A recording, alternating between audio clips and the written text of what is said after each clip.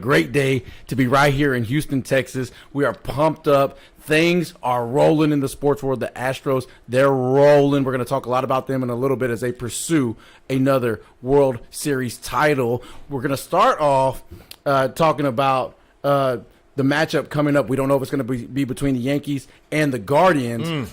However, that is not all we're going to get into today. You know, we're going to talk about what happened in college football Saturday, the big upset. Tennessee pulling off the win at Alabama or against Alabama in Tennessee. Did you see what the kids did with the goalposts? Yes, I did. Taking it out of the stadium and throwing it into the river. It was epic. That was a party of a lifetime. You know, those guys had a blast. We're going to dig in to that matchup because that was going on at the same time the 18-inning marathon game the Astros was going on, an all-day affair. But it was just a fine day of sports, a fine day in college football. And we're going to talk about the NFL like we always do. What happens on Sunday? What's going on with your favorite fantasy players? What players could be on the move? You know, and what happened with your favorite teams locally? We're going to talk about the Texans as they come off a bye and they say goodbye to one Jack Easterby. Hit the road, Jack.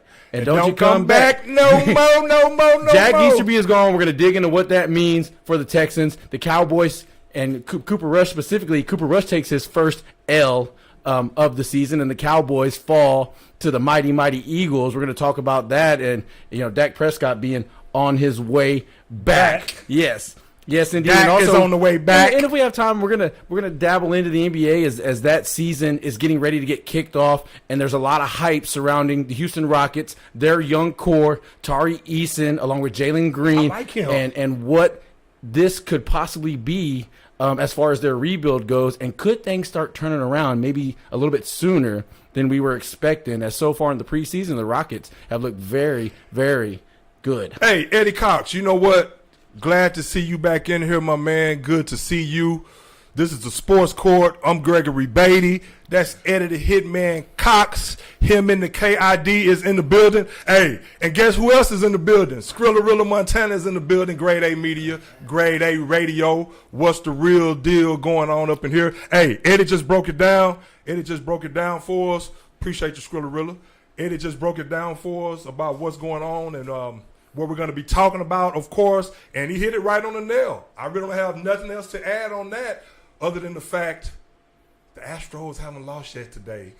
Remember last week I was in here and I thought, hey, Skrilla, who was that dude out, man? I was in here last week, Eddie, and ready to roll, you know, you called and said you wasn't going to be able to make it and blah, blah, blah. So I get in here. So right before I'm getting out of the car, Astros going into the bottom of the ninth, down 7-5. So I get in here and I start doing a few things, blah, blah, blah, setting up, find out you're not coming. Okay, bam, I'm going to have to wing it and do this and do that. So I'm like, cool. So I'll even go out there to the restroom and hear somebody in the hall and that suite next to us over there say that the Astros had lost 7-5. So me, knowing that the first thing in journalism is to know the facts, knowing that I should have checked my phone when I come in here. But I'm like, okay, 7-5, but because what they did was historic. What they did was historic. So I come in here and I sit down, bam, on the fly, boom, the Astros lost, blah, blah, blah. And had a couple of texts in my phone, actually, from a good friend of mine, my boy C-Ton, and texting me, telling me, no, the Astros hit a walk-off, which that's never happened in the history of the game. I don't know why I didn't even check my phone like I intended to do. And I'm like, what? So I'm on my way home. I'm like, what? And then I get home on Facebook and see that my boy Bo had left me a comment saying that the walk off. So I'm like, man, what? So basically, what a pleasant surprise. Now you can add that part of the show, which is a classic, by the way, You can add that part of the show. If I ever do a Bloops and Blunders reel, that part is on there. But you know what? It was all in fun. It's all for the good, and it all happened for the better at the end of the day. And I tell you this, I'd rather for it happen that way, where the Astros do big things like that, to where instead of me coming in here saying the Astros had won and then they lost. So like I say, what a pleasant surprise right there.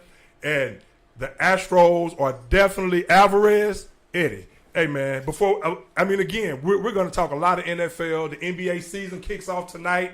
As you all know, turn the volume down on the NBA games. Check out the Sports Court.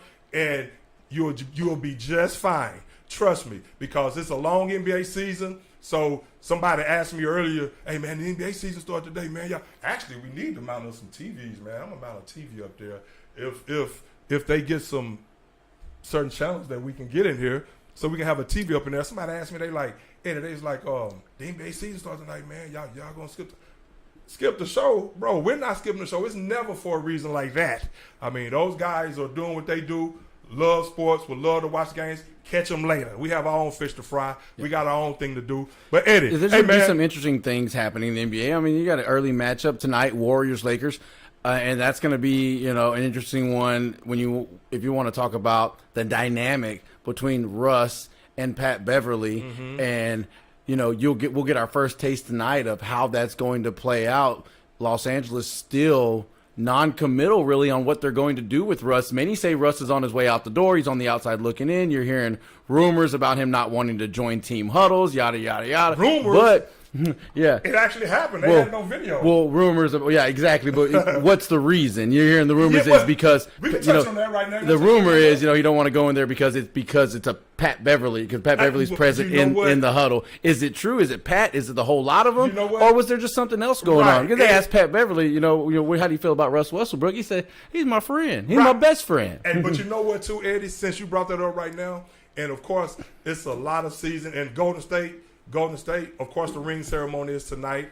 They actually play the Lakers and LeBron James and AD and Russell, the aforementioned Russell Westbrook tonight. You have Philly and you have Boston on as well. So it's some great James matchups Harden's going to be on. I just bring James it up to say, I'm going to touch on that. James Harden is supposed to be in the best shape ever. But to your point about the Russell Westbrook situation, that's very interesting right there. And if of course, Pat Beverly is brought over there to add some leadership to that team and some toughness and a certain mindset to help that culture, of course, to go alongside LeBron James. Pat Beverly knows his role, and that's his role, to get over there and be an energizer, someone that changes the culture and gets them, fits Darvin Ham's motto of being tough on the defense side of the ball. Now, of course, you still need the talent over there to do that, but at least the mindset and the mantra for the Lakers with Pat Beverly over there, he's going to hold all those guys accountable, and he's going to make sure that he leads through it by example with this play on the court as far as his energy, especially on the defense side of the ball. But Russell Westbrook, Russell Westbrook, Eddie, and Beverly, of course they have a history. You remember when Beverly hurt his knee, the first time he hurt his knee and had that arthroscopic knee surgery, the first time he hurt his knee, that was when Pat Beverly had ran into him and Russ thought it was a dirty play. But then they've had some words since then. Pat Beverly, as early as last season, said that he thought Westbrook was washed up, in the interview that he did. So as far as that huddle situation, I think what happens is with the Lakers, they brought Pat Beverly over there. Russell Westbrook was already kind of feeling alienated and never really feeling like the Lakers as a whole, starting with LeBron James, no matter what LeBron James says in the media, I don't think he feels LeBron has really had his back. Even the last year, probably thought maybe that LeBron and this is me speculating just from the outside looking in, thought maybe LeBron probably could have cushioned him more from taking the brunt or being a scapegoat for a lot of what was going on and things of that sort. I just don't think he thought LeBron had his back. And the Lakers as an organization, of course, they were shopping him around and things like that. So when Pat Beverly comes in there, especially after the recent things that he said as well, I think Russell Westbrook is a situation to where, they're teammates and Pat Beverly can say all the right things right now, but I think Russell Westbrook still has some resentment. I mean, if your company, the recent comments as early as last season and exactly what went on in the past and the way the Lakers, in his mind, have been treating him, now they're trying to possibly make him a six-man. I just think that was his way of kind of showing up Beverly in that situation. Beverly took the high road. Beverly from the streets, he realizes he has to deal with the guy every day. And, hey, what's the saying? Keep your enemies closer. Keep your friends closer, but enemies closer. Right. And not saying that they're enemies to that degree. I'm sure Bev maybe wishes he could have done some things better and maybe wishes he could take back some things now that they're teammates and he's gotten to know Russ. But I think Russell Westbrook is still probably in a situation where, bro, I don't like you like that yet. You know what I'm saying? And maybe of course, he shouldn't have done what he did right there. But Beverly toned it down and he got up. he got behind it, and he got in front of it. He got up in front of it and was like, hey, you know what? We told Russ that he was going to have to go through this stuff, yada, yada, yada. He built Russell up, and he didn't exacerbate the situation by saying anything negative because he knows this is his teammate. So, but as far as, I guess the point of what I'm saying is the tension is still probably there. Well, but before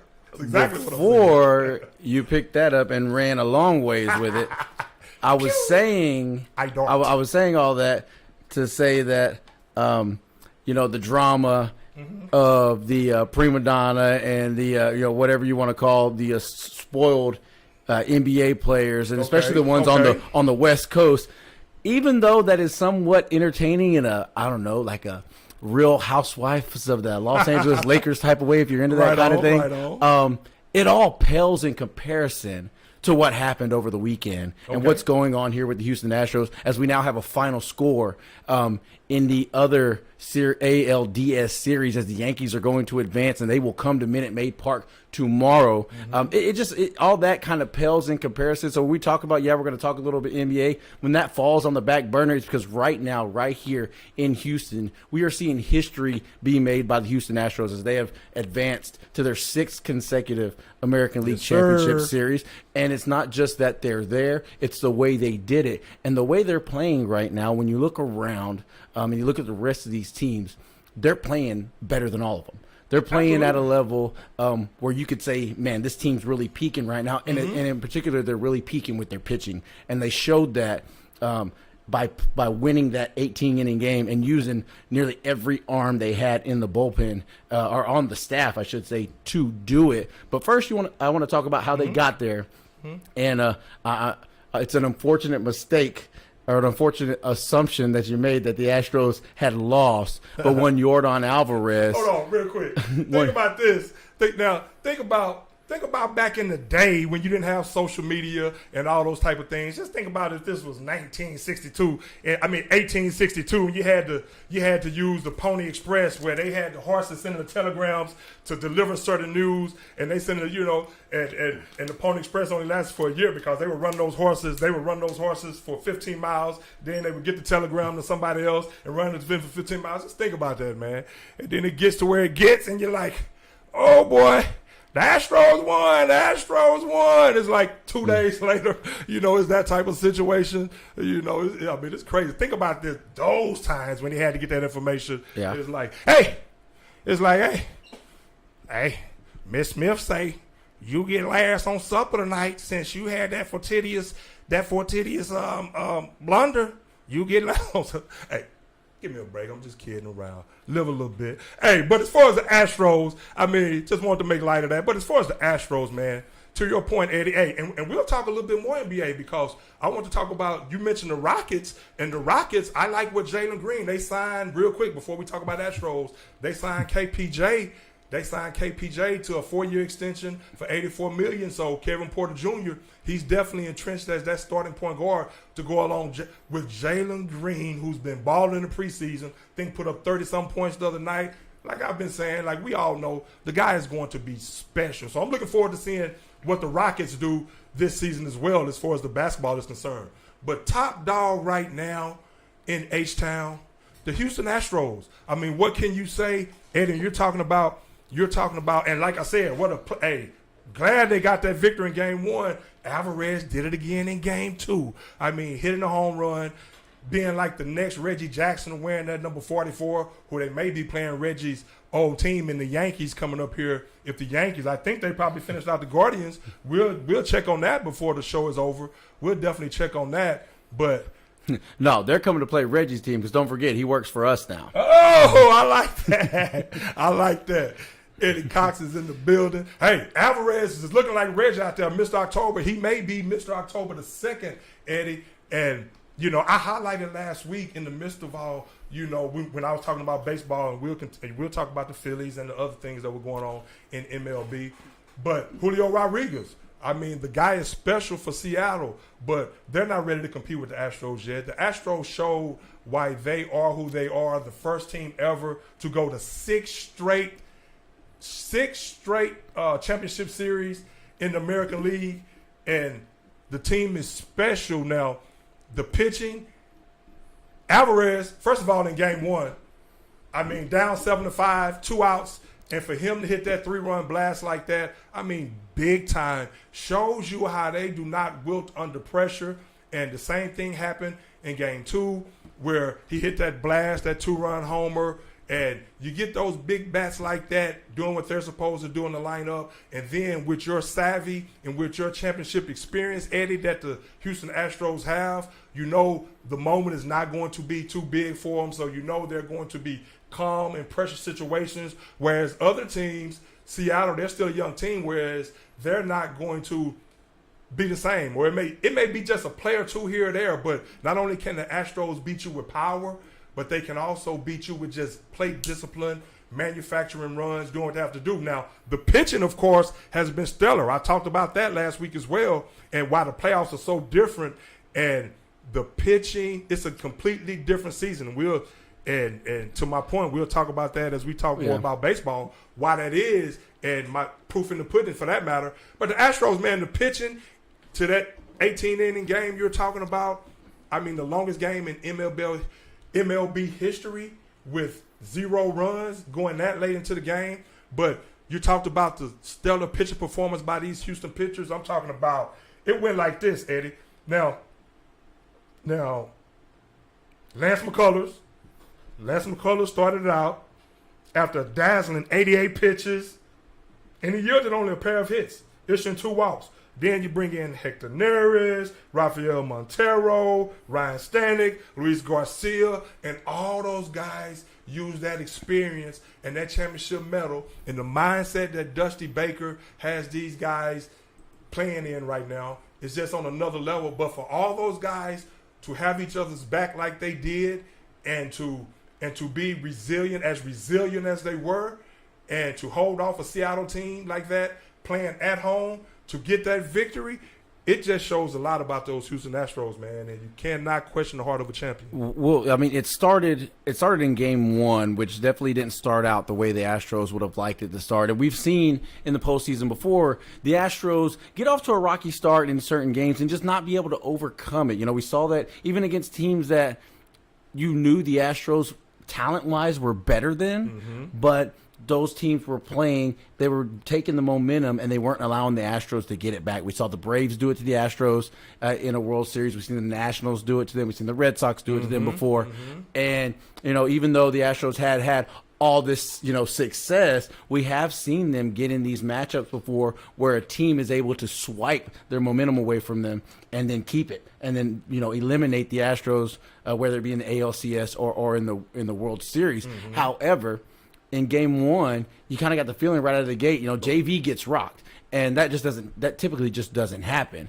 JV had, you know, probably the worst outing he's had in a while. Real talk. The fact that the Astros were able to stay focused, stay the course, and then overcome it, setting themselves up. Jeremy Pena with a big hit, a walk after that, and then setting themselves up to have an opportunity or to give 44 an opportunity to win the game with one swing of the bat. And they did just that. What do you think about them walking when they walked who's that they walked to get to Alvarez? Was it and then Bregman came? No, they walked Alvarez to get to Bregman, and Bregman delivered. That was in the next game. Right. Yeah. But I'm just talking about some of the things they did to really show their championship medal. But go ahead, though. You're right. Yeah, that just the point was, I think once that happened, you saw that there was no chance that the Astros were going to let a team like the Mariners come in and steal their thunder. You know, game two, the Mariners did put up a good fight, but it wasn't anything like game one. Right. And then going to Seattle, you knew that if there was going to be a game that the Mariners were going to win or that they had the best chance to win, it was going to be the first game in Seattle. Absolutely. Especially with their backs against the wall. Absolutely. And they threw everything that they had, literally everything that they had at the Houston Astros in an epic pitcher's duel that featured over 40 strikeouts. But I think that was serious right there. Yeah, and when they didn't finish that game off, that was serious right there, psychologically and everything. You just exactly in game one, and so you knew like going into that game, we didn't know it was going to go 18 innings, right? But you kind of had a feeling like it's going to be tough,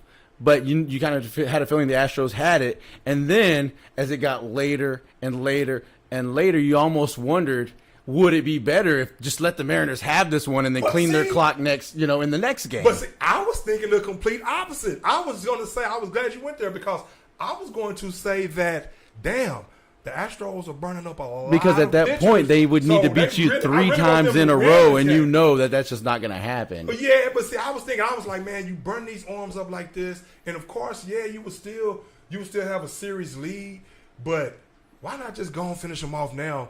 That way you can give these guys some rest before the next series. I mean, I no, that's clearly that's what you're thinking early on, but once you kind of got to Luis Garcia and he gives you 5 innings, of course, but at the point where you're already at Luis Garcia, you start thinking, well, how much of Garcia do we want to use up if this is what these games in Seattle are going to be like?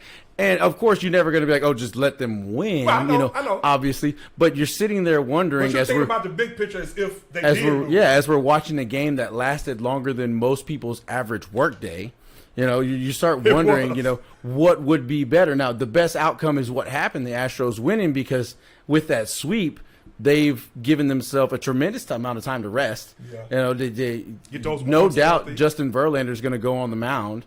And you kind of knew, like, had they not won that game, I kind of had a feeling there's no way you don't go with JV in Game 4. Oh, absolutely. So that was because you would have had a guy in that situation as well. You knew they were probably going to go with him in Game 4 because Verlander, as much as he knows how the playoffs can be, because the thing about the playoffs, and I kept talking about it. I talked about it last week, the week before when we went here, or the week before when we went here, and as far as when we were foreshadowing toward the playoffs and how the playoffs are so different. I mean, it gives you.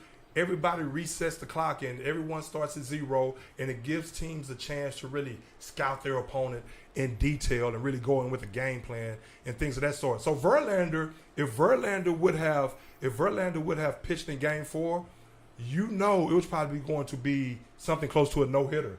Just with how competitive he is and the fact that he had got knocked around in Game 1. Verlander was not going to let that happen again. So it would have been lights out if he would have pitched again. But I tell you this, what do you think? Are they going to put? Well, they're definitely going to put him in to start Game 1 because no doubt. I mean, he's on full rest right now. He's actually going to have an extra day or two because of the way the other. Well, I mean, you get a postponement and then you get another postponement. I mean, rarely that doesn't happen, and really that worked in the Yankees' favor. I think we all kind of benefited from that because we're going to get a real treat now to see the Yankees see the Astros eliminate the Yankees once again. Who's your daddy? That is who is that? You better start chanting that. Who was that? That said was that old Pedro Martinez? Pedro said that. Yeah. Just tip my cap and call him my daddy. That's all you can do. Yeah. And if the Astros came out there and tried to charge at Pedro, Pedro threw him out the way like, okay, go ahead. Hey, if the Astros eliminate the Yankees again, I mean, you already have people saying, the Astros own the Yankees. If it happens again this time, especially after, the season that the Yankees have with the epic home run chase of Roger Maris with, I'm drawing a blank on them big guy, Judge, Aaron Judge. I can see his face. Playing for a new contract. Right, after the epic run by Aaron Judge. And then also as well as they've been able to play in the postseason, eliminating a team in the Guardians that looked like they had a stranglehold, on the Yankees here, and then taking a 2-1 lead. It almost looked like there was no chance the Yankees were going to be able to find their way back. Back and get over them. Right. Now, did they actually win today? Because that game should be it's over with. Yeah, that's it. No, Yankees are coming. They won 5-1. It's over with. Okay. So the Yankees have finished it off. I know when I left, it was 3-4. Well, they got a first inning home run. Their starting pitcher today didn't even make it. The game. I just didn't even make it out of the first. He was pulled with 1 out in the first. Okay. Well, the Yankees with all that talent, it would have been a disaster. And of course, the Astros want the Yankees, and the Yankees want the Astros. I mean, the Yankees don't like the Astros, and the Astros don't like the Yankees. Let's get it on. I mean, that's how it goes. So the Astros will be waiting, and hey, may the best team win. And I think we both think that team is the Houston Astros. So we look for, but it would have been a disaster if the Yankees, you see the Mets have already gotten ousted. They're out. Now I don't think anyone from New York that's baseball fans, or not even baseball fans for that matter, I don't think anyone from New York would be able to sleep for the next month until the Yankees, or if the Yankees would have lost that series. With all that talent they have and their expectations and the season they had as well, even though they had some hiccups toward the end of the season, but they still got in there. But with that lineup, they should have been able to beat the Guardians. But kudos to the Guardians. But you know what the disaster was with the Dodgers? The Dodgers, who 111 games, and that's why you always hear me harping on. It's a new season in baseball. I mean, that's no secret. Everyone knows it's a new season in baseball. But I harp on it because it's so true in the sense that everyone starts from zero. And if you look at the Dodgers, 111 wins, pitching could be great at times. You never know who's going to be injured, who's out. You never know what Kershaw is going to give you, if the back is going to flare up, is it not? But their manager, Davey Johnson, predicted before the season that they would win the World Series. I'm not mad at him for that. A lot of people would be like, hey, man, live a little bit. It ain't no big deal. If they didn't win, they didn't win. Oh, well, it's not the end of the world. I mean, but don't be scared to make a prediction because the media is going to attack you for making a prediction being confident. Get the hell on. Look, they 111 wins, Eddie? Yeah, they ran and Padres into without Tatis. They ran Jr. into this year's version of last year's Atlanta Braves. They're a team that's young, hungry, playing, at the level that they've been talking about getting to for the past couple years. I mean, the Padres have been a team on the cusp. They really have. And they made some big time You felt moves. like that with the Braves last year. Soto was coming into his own. They start pitching really well. All of a sudden, they start playing their best baseball in October. And they're playing without their best player. And I look at that and I'm saying that's almost exactly what you saw last season with the Atlanta Braves and how they were able to parlay that into a World Series championship. We'll talk about them in a Can second. San Diego do the same thing? They already ousted what you have to believe was the biggest competition, in their league. Eddie. By taking out the Dodgers. Absolutely. So you see that confidence is riding high right now. But another thing is the Phillies is too. But yeah, let me but go it's Phillies just in a second. the correlation or like the similarities between Atlanta and San Diego is just almost uncanny, and it wouldn't surprise me one bit if we see them playing in the World Series. Well, that could be the same thing said for the Phillies as well. But you know what, too? And we'll talk Except about they that got in a their second. stud, Yeah. and he's finally in a meaningful playoff series. That's true. Finally, and he's playing well. Yes. And it is something that you could tell there's a lot of momentum with this team, with the city of Philadelphia, and the way Bryce Harper has embraced being a Philadelphia Philly and embraced the city. And the city loves him. Yeah, and Last it's year's just MVP, and probably if he wouldn't have broke his thumb, was on pace to be MVP again this year. But it's just one of those things where you get excited for Bryce Harper. You know I'm excited for him. That's my favorite player. So and to finally see that guy after getting the big contract, after hearing all the people talk about how he was overpaid. Hey, you know what? I didn't intend on touching on Harper to that degree, but in a second, stay tuned. You listen to the Sports Court. I'm Greg. That's Eddie. The show where we keep it 100% of the time. But real quick about the Padres, I agree with everything you said about them, and that's how that again goes to show you how baseball. Think about it, Trent Grisham, batted like 184 during the regular season. Gets to the playoffs and that wild card series, bats over 500. You get into a new season and you get some guys healthy, or they may just get in the groove, and that momentum permeates throughout the whole team. Oh, and they made moves too, which is also the Braves made some big moves. Yeah, right. So that's just. So the Phillies, it's almost eerily similar. I know, right? But this year, I'm telling you, it's not happening. Yeah. It would surprise me to see them get there, but if they're getting there and they're playing the star, it's not happening. It's just not happening. Hey, now to your point about the Phillies, and I quietly root for the Phillies in the National League because of Bryce Harper. I've said that a number of times. Like, I don't see how you can't root for your best player's team to have success. Ultimately, because that's what he's judged on, championships at the end of the day. Now, Bryce Harper and the Phillies, now you're talking about a team right there. Now, they've had, and stay tuned, we're going to talk a lot of football. Stay tuned. We have plenty of time left on the clock, so we're good. So just stay tuned. We're going to talk, but baseball season is in the playoffs right now, so we're touching on that for at least the first 30 minutes or so. But I'll say this, man. The Philadelphia Phillies, their team, all the talk this season was about the Braves and the Mets, the way the Braves come back. I think the Braves probably ran out of gas, too, with that comeback, 10.5 games down.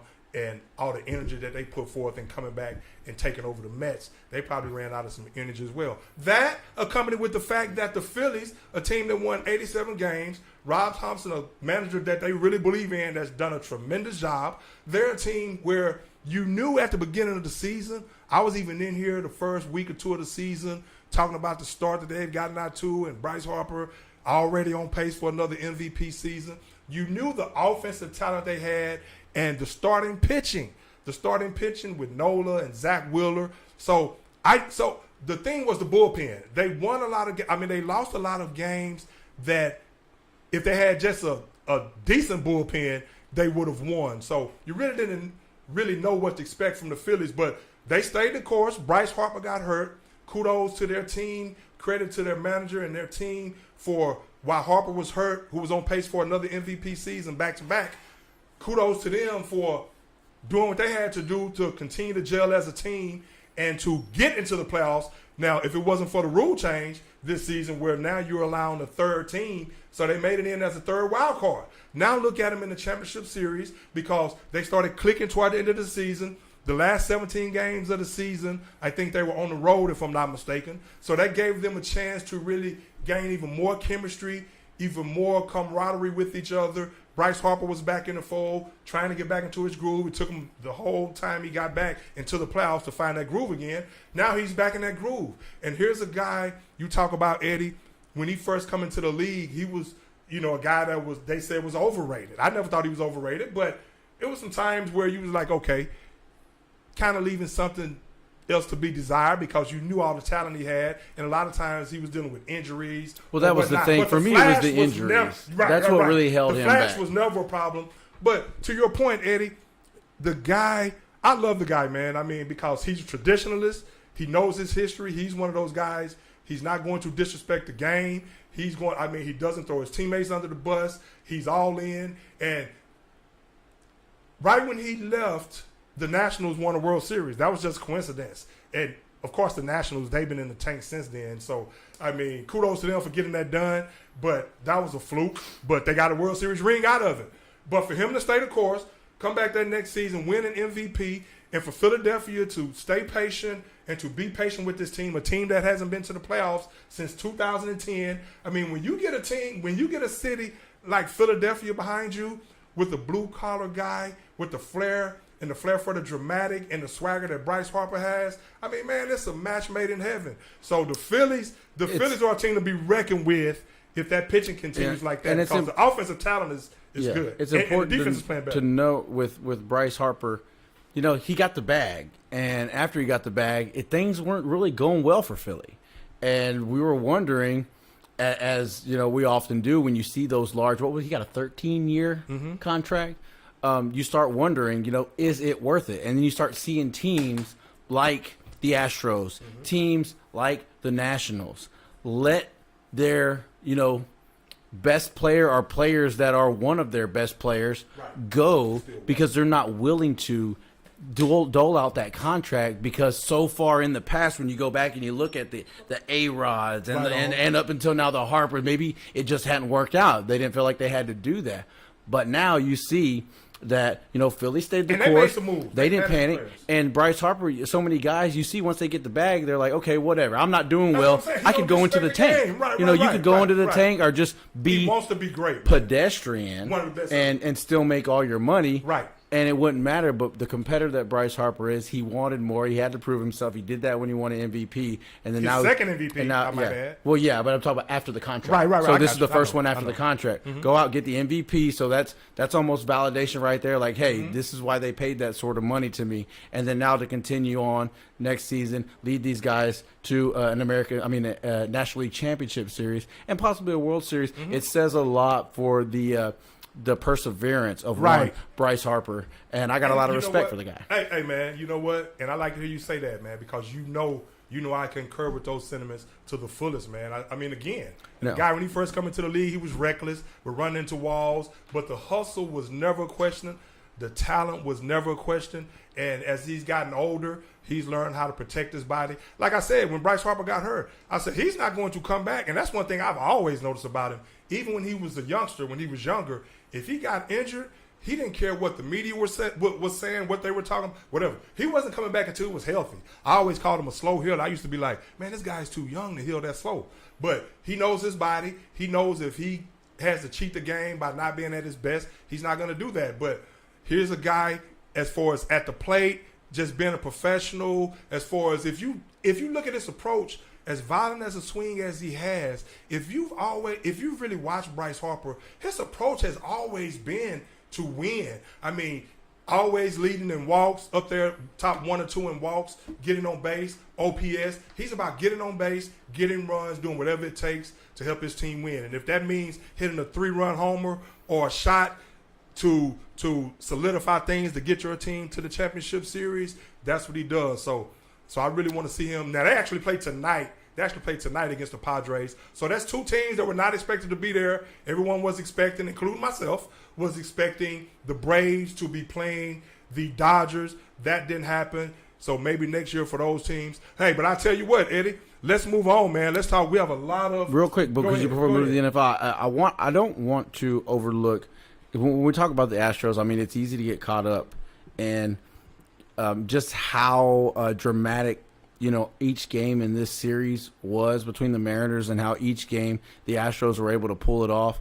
I want to just spend a little bit of time to talk about if there's one thing, going into the series where you want to look at and you want to say this is where the Astros can be better. I know we got a comment from Richard Johnson. He's worried about the hitting as far as they seem to struggle so far. They struggled early in Game 1. Game 2, 2 big swings of the bat. You had Bregman and Alvarez, and that's pretty much all you really got. And then, we all know Game 3, you got the one hammer shot from Pena, as he's doing his best Carlos Correa impersonation. Let me stop you right there, Eddie the Hitman Cox.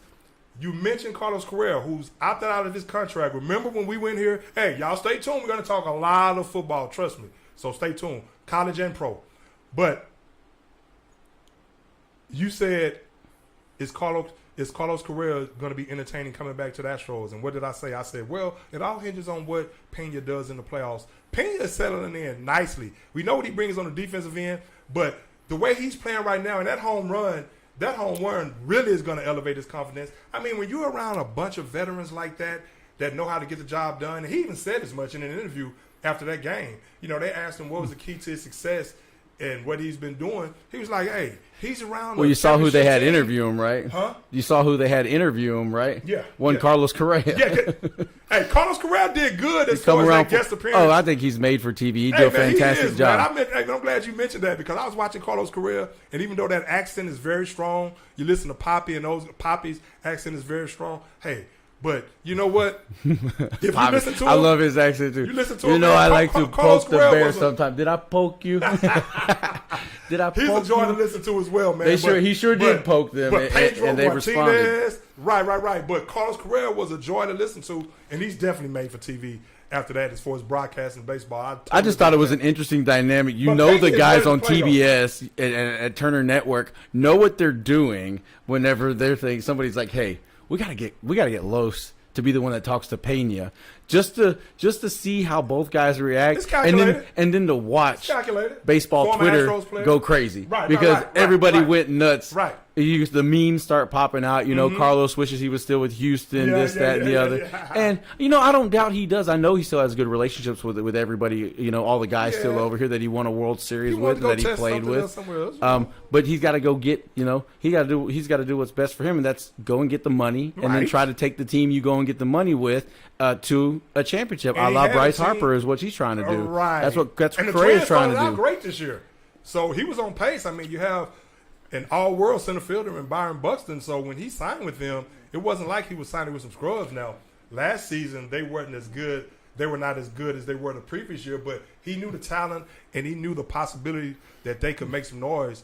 But now, I'll tell you what, Carlos, he's not coming back though. After once that ball went over once that ball went over the fence, we knew for a fact there's no way he's coming back unless he wants to play center field. He's not coming back. Let's just put it that way. I totally agree, man. Pena is here to stay, and he's going to be a star, folks. He's going to be a star. But he was talking about how being around all those talented veterans, they show him how to do things. So he's just falling in line. He's already a very mature and very, very intelligent type of guy to go along with that talent. So he's just right following here, the line, it's learning. For me, and with him, absorbing. it's the mental toughness because we saw him go through a tremendous start to the season and then struggle for a little while. He did. And swinging that pitches way outside and it the makes zone. you at that point you're at a tipping point with a player, especially with a young player, with a rookie, where things can go either way. Where this slump could take his season, into the Tailspin. doldrums, Right. into a tailspin. There you go. Right. Or he'll be able to persevere, snap out of it, and get back to maybe not as well as he was playing at the beginning of the season because he was just out of this world.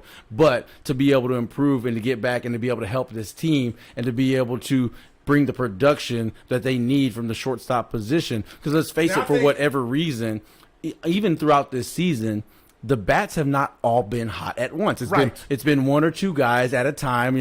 This Alvarez, he was real hot and then he tailed off for a little bit. Now he's back. And then finally Bregman gets back and then he disappears for a little bit. Altuve wasn't there in this series. For what was it? For what? 17 or something like that. Yeah. In the entire series. 18 or something. Yeah, something like that. That is not your that bodes typical well for the next Jose series, Altuve. though. Yeah, Right. he's due, right? Right, absolutely. But they've never had all the hitters, Kicking at the together, same time. and to be able to have another guy like Pena that can be one that can step up in a big moment and be the guy to deliver, even though maybe he's not, a guy that other pitchers are fearing. That is huge. I feel like Yuli Gurriel was that guy.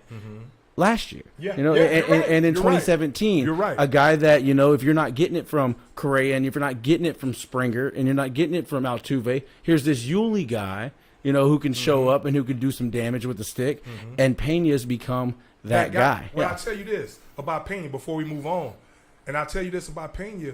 Pena, it makes it that much easier with this talent. If he was playing with another team, a young team, I don't think. Now, granted, he hit a home run. It's not like he's been just tearing the cover off the ball these playoffs. But I think what enables him and what will continue to enable him to thrive into even in his next series, even though this is his first series, is the fact, like I said, that he's playing with all these veterans, surrounded by all this talent. So he doesn't feel the pressure. Just say if he was a phenom, just say if he was in Julio Rodriguez's position, being the guy that, okay, you got us here because of your talent and yada, yada, yada. And so you're supposed to get us to this step and that step. So he can just fall in line and he can just do what he does. Yeah, he's supposed to be Juan Soto, Yeah. And So it I was like tough. what he's doing. It was tough for him. He's a very talented. But that showed mental he's a very toughness. talented- Game one, Absolutely. understanding that you have to get on base for y'all to even have a chance. If you get out, your chances of even coming back and having a chance to tie that game, you're reduced by like 50% if he doesn't get Absolutely, on base. man. And he gets on base. In a game where everybody's tired, you travel out to the West Coast, you're playing in a game that is longer than 2 games combined. I mean, even though they played essentially 9 innings and 9 innings, that game took longer than what your average 2 baseball games would take to play together. Yeah. And to go up there tired, like that on the road after a travel day, and to be able to come through in that spot, the mental toughness of that guy, Absolutely. it's second to none. And that's the kind Absolutely. of stuff that you can't teach. You can't coach You gotta that. have it. And You gotta have it. that's one thing that Correa had is he had mental toughness. He Correa had was mental leader of the toughness. He team. had that clutch And then if gene, you add all and now you that- feel like you have and then that you- also with Pena. Absolutely. I 100% agree. And then you add that with the guy that's his manager, and that's Dusty Baker. I mean, you talking about a guy that can relate to anyone, a manager that he can relate to. I don't care how old the guy is, Dusty Baker can relate to anyone on a very high level and is a great communicator. So he's learning from the best in Dusty Baker. Oh, he's as well. doing great. I would He's a like guy. to ask those people who were calling for his head Oh, that was earlier craziness. in the year. Yeah, we talked about that. Was insane. Yeah, that was nonsense. Dusty, he's the OG, man. Yeah, And he is, man. he had a good time They say Dusty celebrating. still kick it too. Oh yeah. Dusty. You always been remember a Dusty in the cool middle? guy. You remember in the who did they get into that bench skirmish with? Or was a big fight with? It wasn't. Kick it in a controlled way, Was it the Mariners that the Astros got into it with earlier in the season? And Dusty Baker was pretty much at the tip of the spear, trying to we get talked into about it in here. It was We that talked about it. He was showing his players right there that he has their back. I will die for you guys. That's it, man. That's And it. Hey, but whenever we started this, the point was, what are you worried about? I don't think that it's the sticks being inconsistent. I think the only thing I really worry about with the Astros, and you got to have a little bit of concern with it, is so far in that series, even though the Astros were able to overcome it, you didn't get your best pitching from your best guys. Yeah. You didn't get the best from JV. You didn't get the best from Framber. And now with Framber, after having an MLB record streak of quality starts, he's putting a couple, and some duds out there. A couple duds in the regular season, right on, and then now in the postseason. Yeah. And I feel like against the Yankees, they get to the postseason. They could ill afford to have those letdowns. JV get jumped on, absolutely, to have Valdez get jumped on. Even though the bullpen can come in and play and produce the way they did, come in and show up. The Yankees are not the Mariners. And the Yankees are not the Mariners, and they're not going to, you're not going to beat them in a 1-0 ball game, regardless of what you do. Now, while my partner takes a step out, I want to talk about the NFL and what's been going on with the Houston Texans. I'm just going to touch on this a little bit while my partner steps out. Jack Easterby fired. Oh, now you're back. I didn't know how long you were going to be gone. Hey. I was going to move on straight from the Astros. Yeah, we're still on. Okay. Somebody just said it's not showing up on Facebook. I'm like, nah, yes I am. Yeah, yes we are. So that was that was daddy. Don't take no more calls during the show. No. I gave him permission to call at any time to make sure if some things go awry. Call my phone. I don't care what no other show does. If I need somebody to call my damn phone, they're going to call my phone. Hey, Greg's like Machete. He don't text. But let me tell you this, Eddie. No, man. Appreciate you keeping that going right there. No, I was about to move on to the NFL, but you know what? No, we still got at least another hour. I'll tell you this, Eddie. Hey, man, you're right. So let's see what the Astros do. They play tomorrow. And the Phillies tonight. So you say the Yankees have won already. So everything is getting set. For this magical playoff run for the Astros and for all these other teams that have these dreams. Look, and the Yankees are the Mariners. If they jump on JV, they jump on Valdez. That's going to give them a lot of confidence. Those hitters are going to be able to possibly take a little bit more advantage of the bullpen than Seattle was able to do. So they just have a better lineup. I mean, they're better hitters. Yeah. And while their pitchers may not be, that bullpen may not be that great. If they jump on you like they jumped on the Guardians today with a big 3-run home run, they can become a very tough team to play, especially when you start playing in New York and especially in that environment. Even though the Astros in the postseason are a tremendously good road team. Yeah. That's the one thing that I'm concerned about. But if JV comes out and has a really big outing, I think they're going to be just fine. I know you fired over these damn Astros for real. Huh? Absolutely. I am too, actually. And hey, just baseball playoffs as a whole, and of course the NFL. We're going to talk about that here in a second. Hey, but real quick, I want to say happy birthday to Brittany Griner. Her birthday is today. So over there, still caught up in Russia with that BS because she got caught with some cannabis oil. I mean, man, hey, I'm glad our football team didn't go play over there in Russia because my college football team, because I mean, that's just a whole different level of the game over there in Russia, man. I mean, for her to be over there facing up to 9 years, here she is on her birthday, stuck over there in a country that cares nothing about her, and they're saying that she's just not high on their priority as far as releasing her. And they're also saying that they don't think America is doing enough to get her released. So Russia don't seem like, I know she has an appeal coming up, I think, at some point. I don't know if she's had that appeal or anything like that, but it's just a shame that she's over there for that. I mean, if you think about it right now, man, the way they're legalizing marijuana everywhere. Man, let me tell you something, Eddie, before we move on. I remember back, just a little blast from the past right here. We were back, some of the craziest things. I mean, of course, it's so much I leave at Ohio State that but every now and then I give you a little something. But, man, one time we were in the movie theater. I'm talking about a highly respected movie theater. I mean, I'm making this point because she's over there caught with some oil and facing 9 years. Man, we were in the movie theater about, back in the day we used to, those movies that would be out or whatever, we would watch them as a group, get lit or whatever, and just watch them like 20, 30 times, whether it's on tape or whether it's so we're at the movies, man. Now this was Menace to Society was out. This is probably about our 10 times in it. And we all went to the movies. So we're down there. Very respect. I mean, security on the outside and everything, man. We're down there in the movie theater. We're down there. We're smoking weed. It's like 8 or 9 of us, 10 of us in there or whatever. We're smoking weed in there, man. In the damn movie theater. In the damn movie theater with security at the door and everything. You hear people in the back there talking about, that's those Ohio State football players down there smoking weed.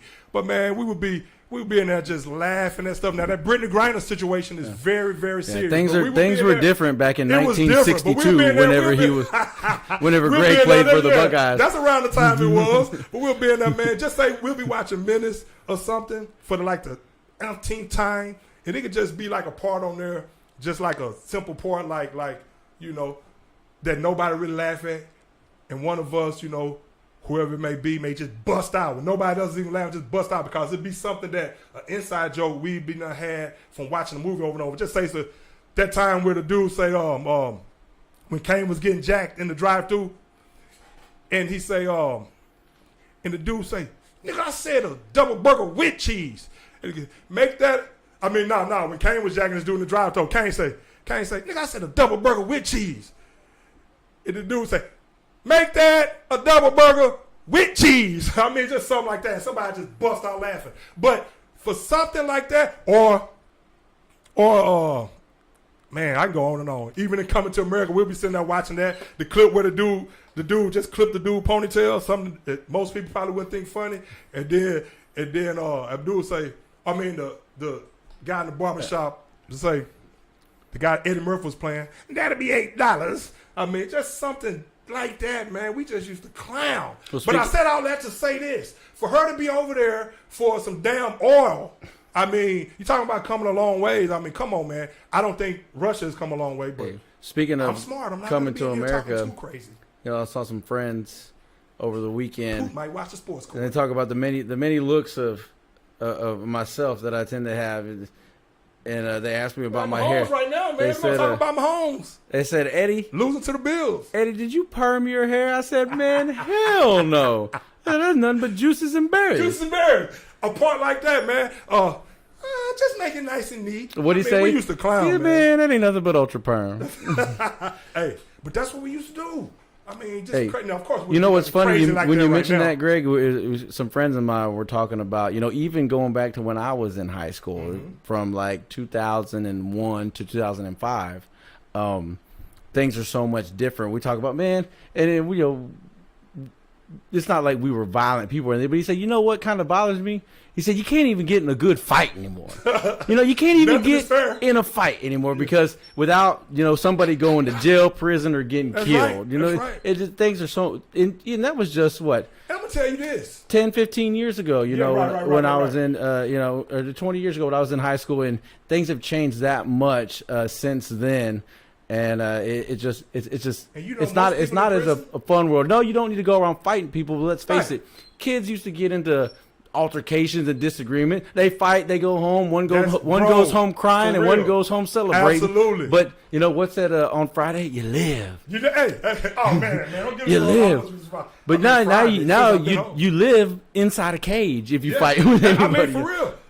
But it's just because nowadays you can't even.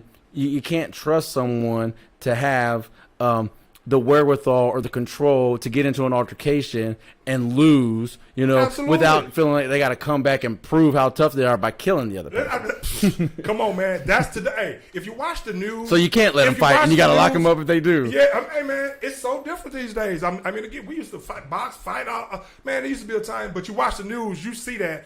To what you're saying, and you're absolutely right, man. It's just so much. I mean, every day. I mean, you can't even watch the news. Everything is about this person got killed, this person got shot. But you're right, man. You have to control yourself these days because just fighting with somebody, it's not a thing of the past where, like you said, people go home and, okay, you got me, and we'll see what happens next time. You're never going to know the repercussions. I mean, I ain't trying to have more fights at my age anyway, unless I'm defending myself.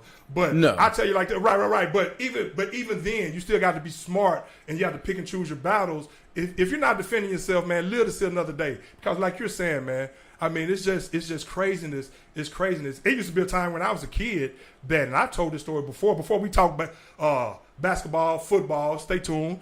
about the next minute or so. But there used to be a time where I would actually, you could ask my dad, and other people, of course. I used to walk down the street with boxing gloves, and you can ask my brother. I used to walk down the street with boxing gloves looking for a fight.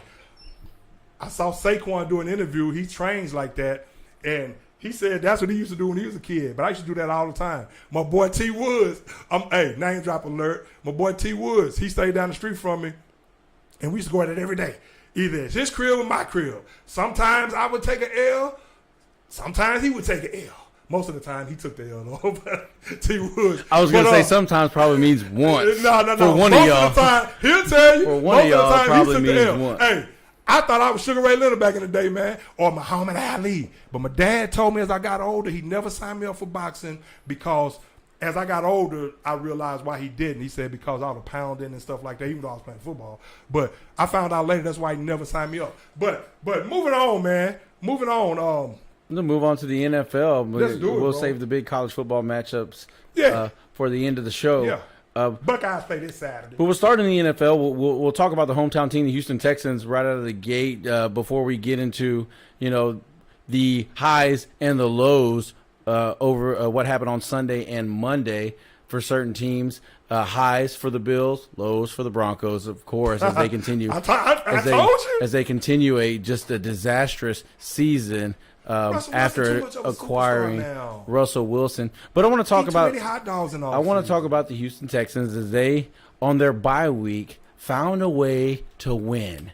And how did they find a way to win? By finally cutting the cord with one Jack Easterby. And if you're a fan of the Houston Texans or a fan of the NFL and you follow along with what has happened in Houston, Jack Easterby, although he has been back in the shadows ever since Nick Caserio has taken over this football team, and even more so this season where he's been almost not invisible. You don't see him on the sidelines. You rarely see him. It's not like he's sitting right next to the owner or anything. Mm-hmm. You just don't see him at all anymore. You had a feeling that a divorce was coming at some point. It was reported by John McClain before the season even started that this was probably going to be his last season here.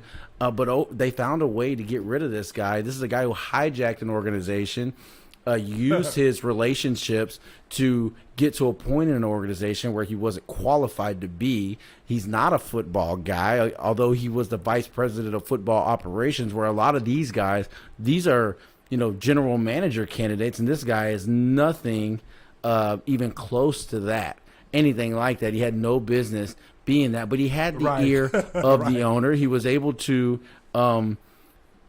oust Brian Gaine. He was able to oust Brian Gaine, who was coming off a playoff season, with the Houston Texans as their general manager, a guy who had worked his way up and had sort of earned the spot, coming up in Buffalo, coming over to Houston, and having a good draft that year. That the Texans were winning, even though the whole Brock Osweiler deal was not good, but he found a way to get some guys in there he did a good job with his drafting, and a lot of people were excited to see how he was going to grow with Bill O'Brien as the general manager of the Houston Texans once they finally got their hands on one Deshaun Watson.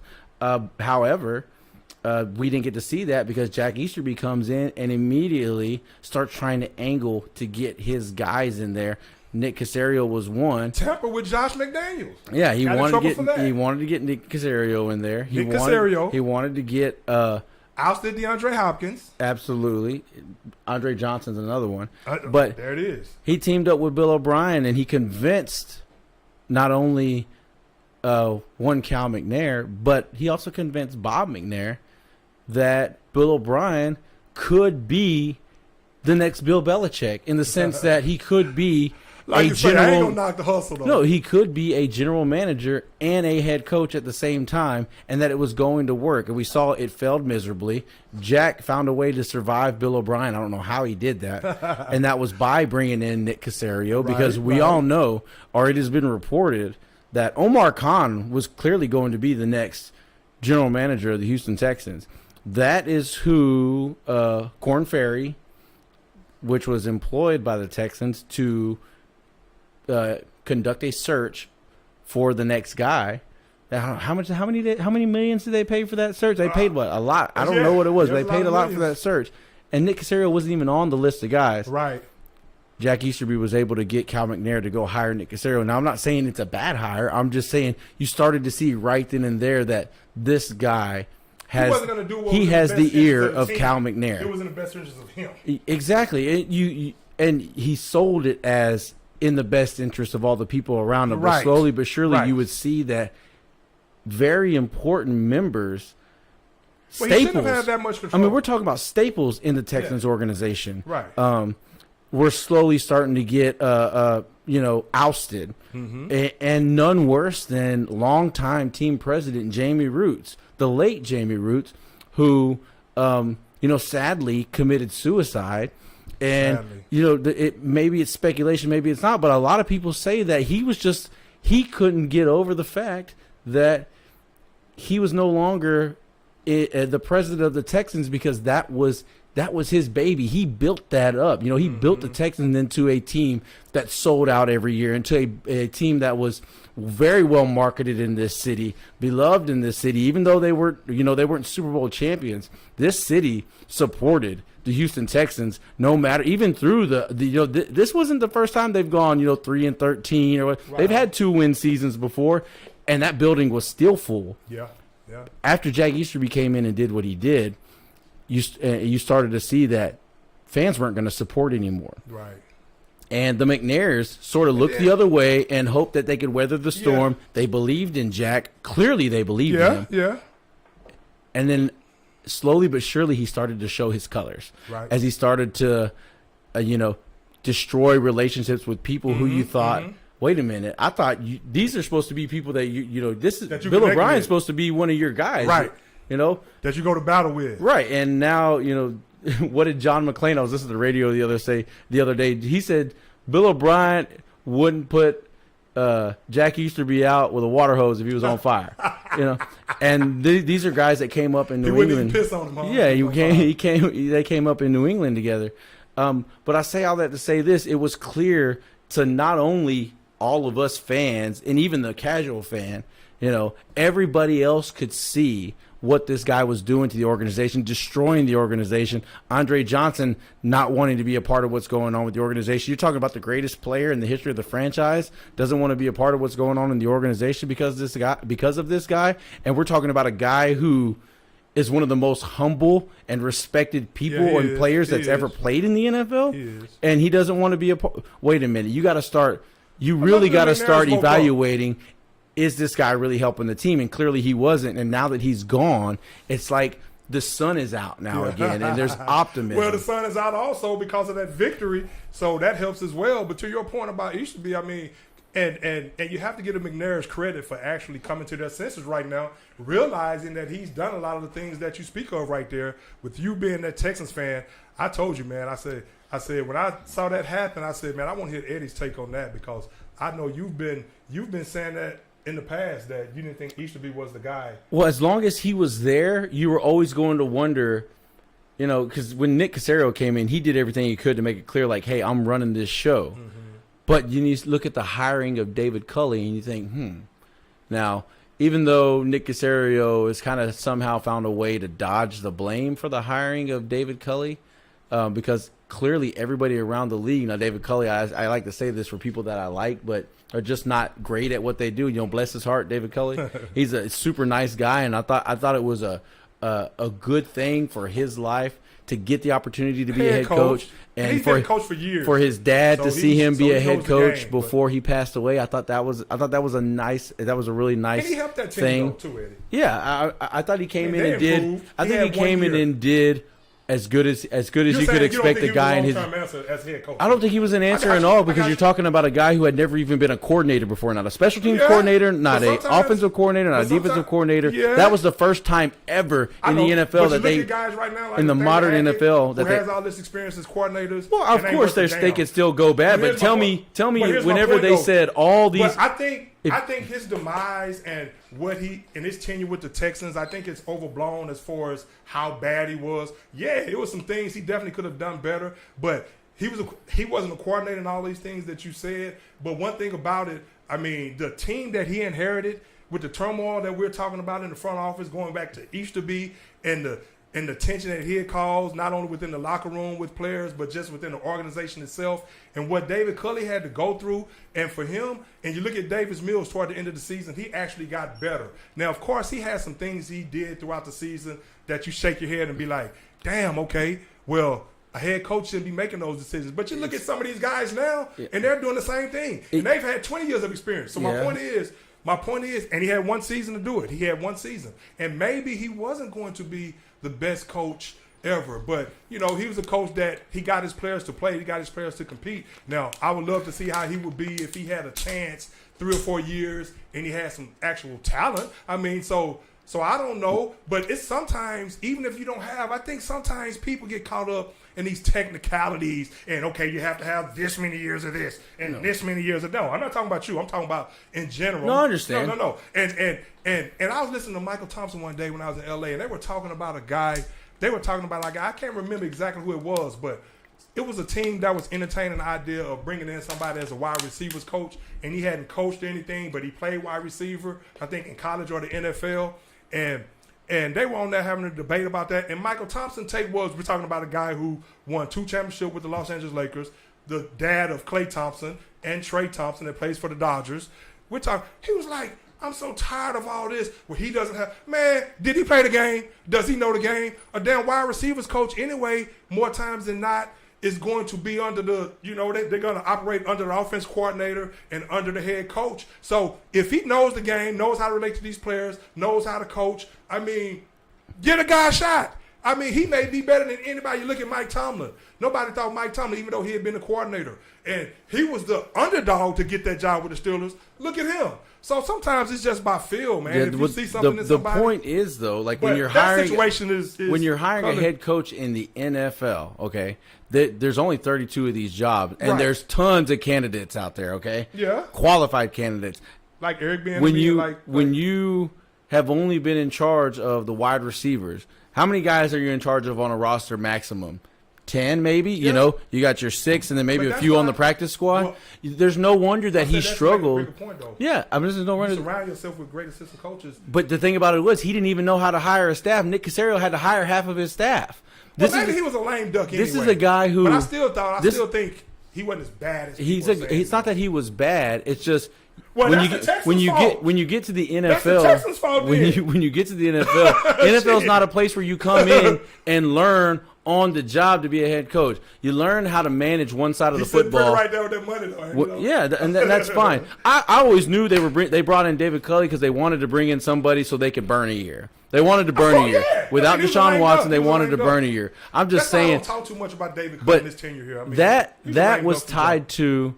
I guarantee you tied to Jack Easterby because he thought if he could come in, David Culley could be a guy who he could have the ear of and get Josh McCown in there, another guy who he's going to be able to be paid. D. Culley. He's going to be able to be sitting on the shoulder and sort of steering one way or the other. And it wasn't the right move. The reason teams hire coordinators is because they've shown that they can run a big group or one side of a team, and they have control over that. So you that next step is you give them control of the team. It's not Coley. It's not Coley's. It's not Coley's fault. People hire them the hell they want to hire, and they don't be the best person for the job. No, absolutely. But most. I mean, if you take me back, I mean, I'm thinking of another one. I can't think of another guy who doesn't have coordinator or head coaching experience at either the NFL or college level that's been hired in the NFL in the last 40 years. It's the first for everything, man. But it was a move like that was a sign right there, like, hey, well, you know how to take whatever's going on in the Houston Texans building, it's not normal. Yeah, I got you. It's not normal. It's not normal, and it all revolved around that skinny little bald Jack Easterby. Hey, you know what? But it's interesting to hear you say that because you heard me say that a couple of years ago. I was like, man, it's just something not normal about the way they operate. And I'll go a step further. I mean, I like David Culley. I think he could have been good as a head coach if he would have had a little bit more experience. But you see him making the mistakes because he just hadn't had that much on his plate. You're entitled to your opinion. You don't take the guy that's mopping the Whataburger and say, hey, you now the manager of the back. You put him on the register, and then you put him on the fries, then you put him on the grill, and then you make him the manager. manager. They saw enough in him, like you said. You know what I mean? I got you. You take the guy with the mop bucket and go give him the headset. But you know what? I wouldn't really say it was like that. I mean, the guy had coached. He had a long tenure in the NFL, man. And they interviewed him. And I agree. I always thought that he was just a stopgap until they get the next coach. But he had a long tenure in the NFL. And so the Texans, at the same time, they were trying to get back some brownie points from the way they had done things in the past with their organization, some of the decisions they had made. So, of course, it was a hire. Okay, we're going to hire this black guy, give him a chance, blah, blah, blah. And, so it's a situation where he was set up to fail in Houston anyway. And one thing about the Texans organization, and I'll tell you this, and I said it last week before we move on to talk about some NFL games and then talk a little bit of college football too. I'll tell you this, man. If the Texans bleed, now the Texans still can actually win that division right there, as bad as that division is. But if they go 1-16 this year, Lovie Smith is out of there. One thing I've learned about the Texans organization is that once they make their decision, whether it be no matter what it is, they're going to live with it. And they don't care. Of course, you don't want to alienate a fan base because the most important thing is the bottom line at the end of the day. But I think the Texans look at it like, okay, just say, for instance, we fired Lovie Smith, we fired David Culley. They'll be back. They realize if they win, they got some great draft picks. You got some great draft picks moving forward. You get you a big-time quarterback. And I'm going to tell you right now, Lovie Smith is going to be out. You know what? And they're not going to care what we think, the black people or the people on Twitter, even and not just black people who think that Lovie Smith was done wrongly because of whatever reason. Texans are going to be like, you ever seen that episode before? You ever seen that episode on Sanford and Son where the white homeless guy, they found him in the bathtub and they, they had to get him out of there, but he ended up staying. He claimed he was crippled and everything, and then finally they got him out of there. They persuaded him to get out of there from some things that they had done or whatever. And Lamont was like, well, actually before he left, Lamont was like, Pop, he was talking to Fred. He was like, Pop, what if tomorrow you read the paper and it says a man committed suicide because he got kicked out of a junkyard? Fred say, well, hell, I guess I want to read the paper tomorrow. So at the end of the day, the Texans don't care. Yeah. They're going to do what they think is best for them. It just showed how just inept the organization was. I know. It made them look really bad because if you wanted to if you wanted somebody to be a head coach that was just going to be your little 1 year stopgap, why not just make Tim Kelly the head coach? Because he's already a coordinator. He's familiar with everybody, familiar with the organization. You can let him know, hey, this could be a really good experience for you, going from being the offensive coordinator to being the head coach. Mm-hmm. And if you surprise us and knock our socks off, maybe we keep you around. Mm-hmm. But instead, you go to hiring a guy. So he could have been building something even when Cully was what there. I'm saying is you go to hiring a guy that maybe he's a little underqualified, but yeah, he becomes, another African-American head coach. Mm-hmm. But instead of it looking like the Texans are doing good things by doing that, it looks like they're more pandering, and they're being fake and phony. Absolutely, it was a bad look. The Texans, the moment that happened, they were on a decline to the likes of. I'm just saying, to the likes of I've never seen. I've watched this team my entire adult life. They came into the league in 2002. I was a sophomore in high school. I love this team. I embraced them whenever they were established here in Houston after losing my heart and soul, the damn Tennessee Titans that were the Houston Oilers. And to see them go from a place where this town would support them through thick and thin to a place where people said they were never coming back. And you feel like it all started because of one guy. You have Bob McNair pass away, and then you have this one guy that comes in like a cancer, spread like wildfire, and then he made his way to the brain, and the brain was Cal McNair. Yeah. And once he was there, and they said the Texans were literally the walking dead. Yeah. They were the laughing stock of the league. Some of the moves he made, the way he handled and with him there, you never felt like they were ever going to get out of that. Even if they won games, even if they were a tough team that maybe grinded out 6, 7 wins. You Now, never they felt did like they say were that he ever wasn't going to in get on the as much. respect They of teams did around say- the league as long as he was there, and that's no longer the case. But see, but that's cool. That's good for McNair and them to come to that conclusion and finally realize, like you said, all the tension that he's caused and all the things that he's done to actually bring this franchise down. So again, And we're not the talking Texans- about dumb people. We're talking about smart people that this Well, guy was able to sometimes- get into sometimes their when you hire head. people that actually is not best suited for the job just because you like them or they're your friend. And this is what happens. Now. How many seats, before we move on, how many seats fill Reliance Stadium? I believe it's in the neighborhood of 75,000, 74 something. Like I believe it's almost 75,000. The way the Texans look at it, if we're winning, as long as we put 75,000 seats in that fan, if it's 20,000 people now, granted at the end of the day, again, it's all about money. I mean, I feel like they think they were like thought they were like the iPhone. Like we don't have, no matter what, people were just going to buy us. That was not the case. That was not the case. Right. And thing about it is, when they start winning, they're banking it on the fact that they keep drafting well and they start winning. Because I'm telling you right now, Lovie Smith, and I hate to say this about Lovie, because I wish him well. If they lose and they have a terrible season, he's gone. And if they draft a big-time quarterback, say they draft C.J. Stroud out of Ohio State, they're probably gonna try to woo Ryan Day to bring him along too, which I don't think Ryan Day will leave Ohio State, but you never know. But it's just it's unfortunate because they had an opportunity. Yeah. Even though this roll. Yeah, even though there was all this stuff with Josh McCown and everything, you had an opportunity. I mean, look at Brian Daboll. Yeah, that's a guy you could have brought in. And he's got ties.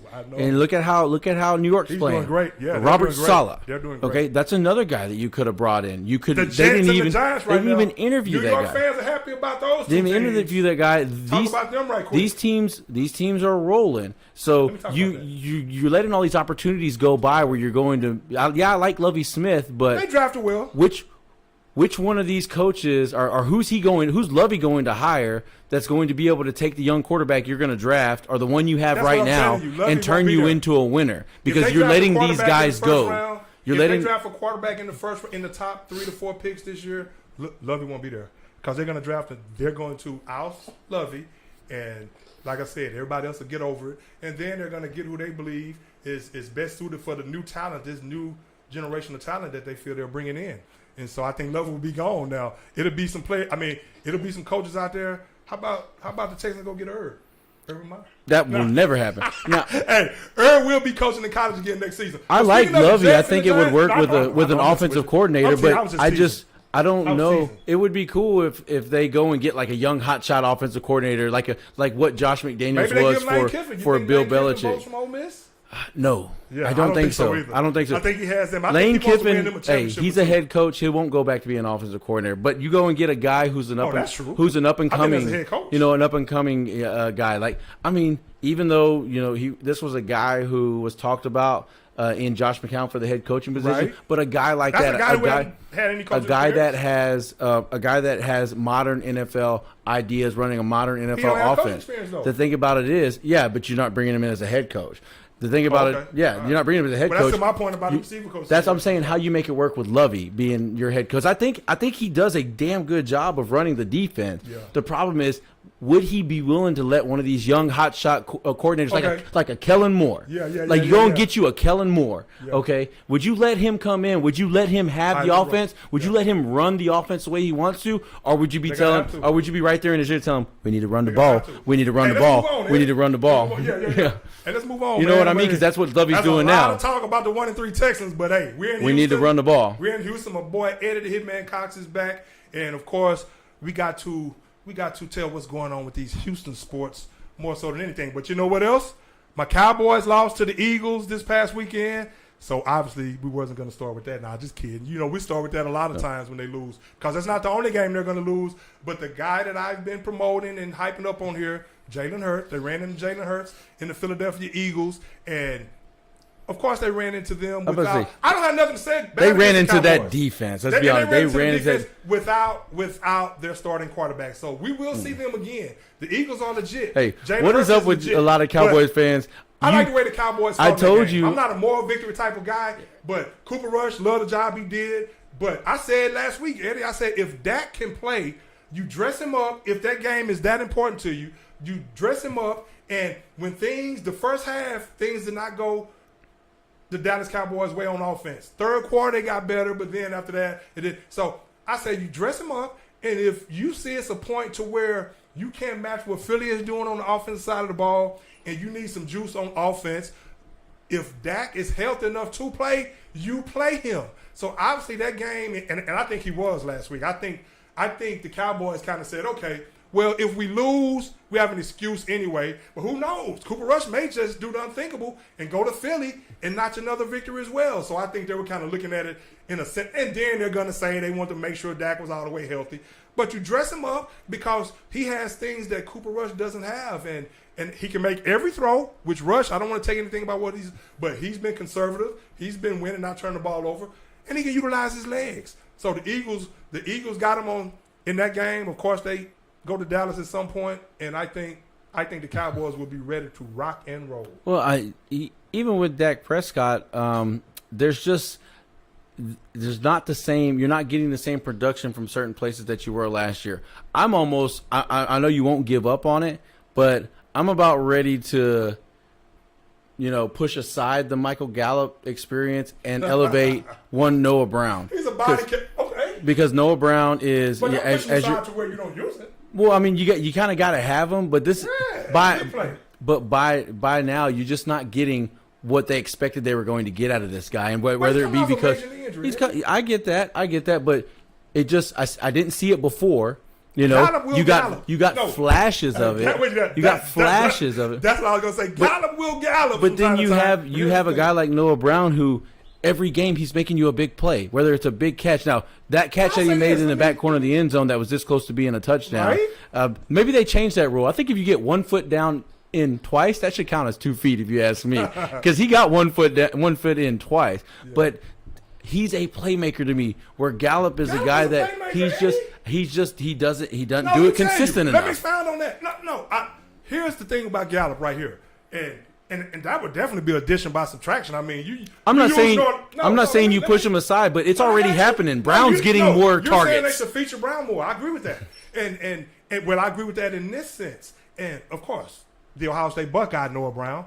The thing about it is, Noah Brown, I've said on the show, if he continues to emerge the way he is, because one thing you know about Noah Brown, he's sure-handed. You know he's going to block, and you know he's going to move the chains. So you know Dak can throw him any pass at any time, and more than likely, he's going to catch it. The thing with Gallup is, as many of big plays, and he has flash here and there. I do agree with that. But he's flashed in some major ways, and unfortunately he had that knee injury at the end of last season. And I like the fact that he came back as quick as he has. It shows you the technology these days. But the thing about Gallup is a big play receiver.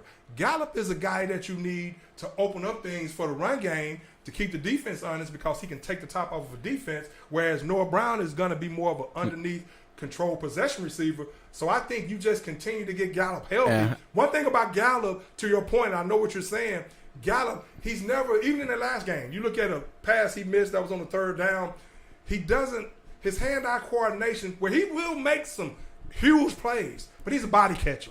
He's a body catcher, and he's not natural in utilizing his hands and plucking the ball. I mean, hey, it just, to me, Greg, honestly, he can't do it.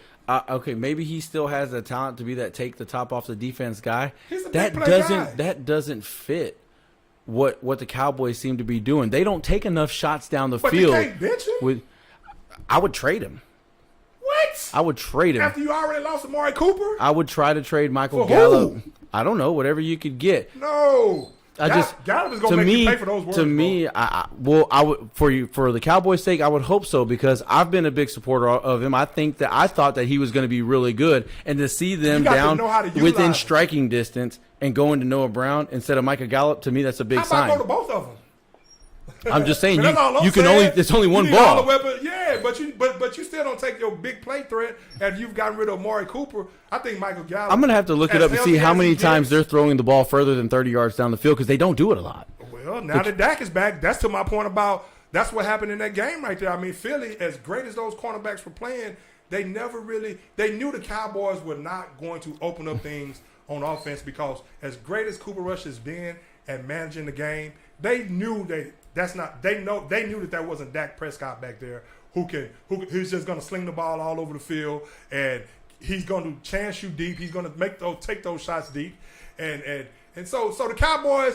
I'm not a moral victory guy, but the way they fought in that game, and all things being considered, playing without their quarterback, but I still think they held Dak out just to keep Philadelphia, just to keep them thinking and guessing. Can we really beat this team? Even if they beat them. Now Dallas made that surge in the second half and really has Philly thinking, okay, what's going to happen when Dak comes back and when we go down to Dallas? But make no mistake about it. Philadelphia is stout on both sides of the ball, the offensive line, defensive line. Again, Jalen Hurts, I told y'all, Jalen Hurts is ascending. He's their franchise quarterback for the next 10 years. The Eagles are the only undefeated team in the NFL. But I'll tell you this, Eddie. Hey, again, to your point, the Giants are doing well, and I talked about them last week. Also, this real quick with the Cowboys. Also, where's Dalton Schultz? I know, man. Like this guy burst on the scene last year. You know what I mean? He was there before. What is it? What is this? His third season now? Yeah.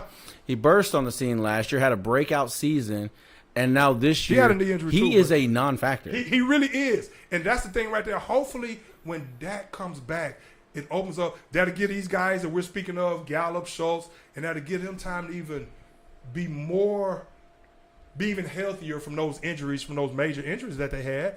And of course, I think if Kellen Moore and Mike McCarthy, who've been doing a great job this year, I think if they really want to get this offense really where it's just unstoppable with their franchise quarterback, you're gonna have to utilize Dalton Schultz, and you're gonna have to take some shots downfield.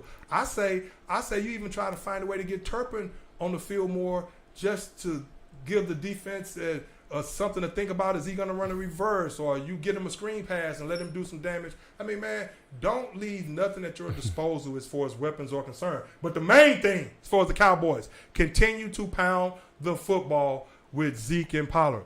But, Eddie, what do you think about the Chiefs and the Bills, man? That game right there, now the Bills won that game, and the Bills definitely seemed like the team to beat in the AFC. I still think the Chiefs, I mean, that game could have went either way. Last year, the Bills actually beat the Chiefs in the regular season. Then in the championship game, of course, you saw what happened in the championship game. A classic. But two great quarterbacks, maybe the two best quarterbacks in the game right now, going back and forth. Of course, Mahomes threw that interception late. But the Bills with Von Miller, the dimension that he brings to that team, that could be the difference this season in getting them over the hump. I still like the Chiefs in the AFC a whole lot because of Patrick Mahomes, and they still look great. The defense looks great. That was just a nip and tuck game right there. But it's not like I'm saying, okay, the Bills are automatically going to beat the Chiefs in the playoffs. No, I'm not ready to say that. That game did not do that for me, but it was just two great teams going at it, and the Bills found a way to get the job done. Josh Allen, great quarterback, along with Patrick Mahomes, of course. These two teams, I mean, they're very, very similar. Mm-hmm. Okay, because these are two high-flying, high-powered offenses that throw the ball all around the yard, and you have concerns about what they can do in the running game when they really need to start sort of grind a game out when you get a big lead.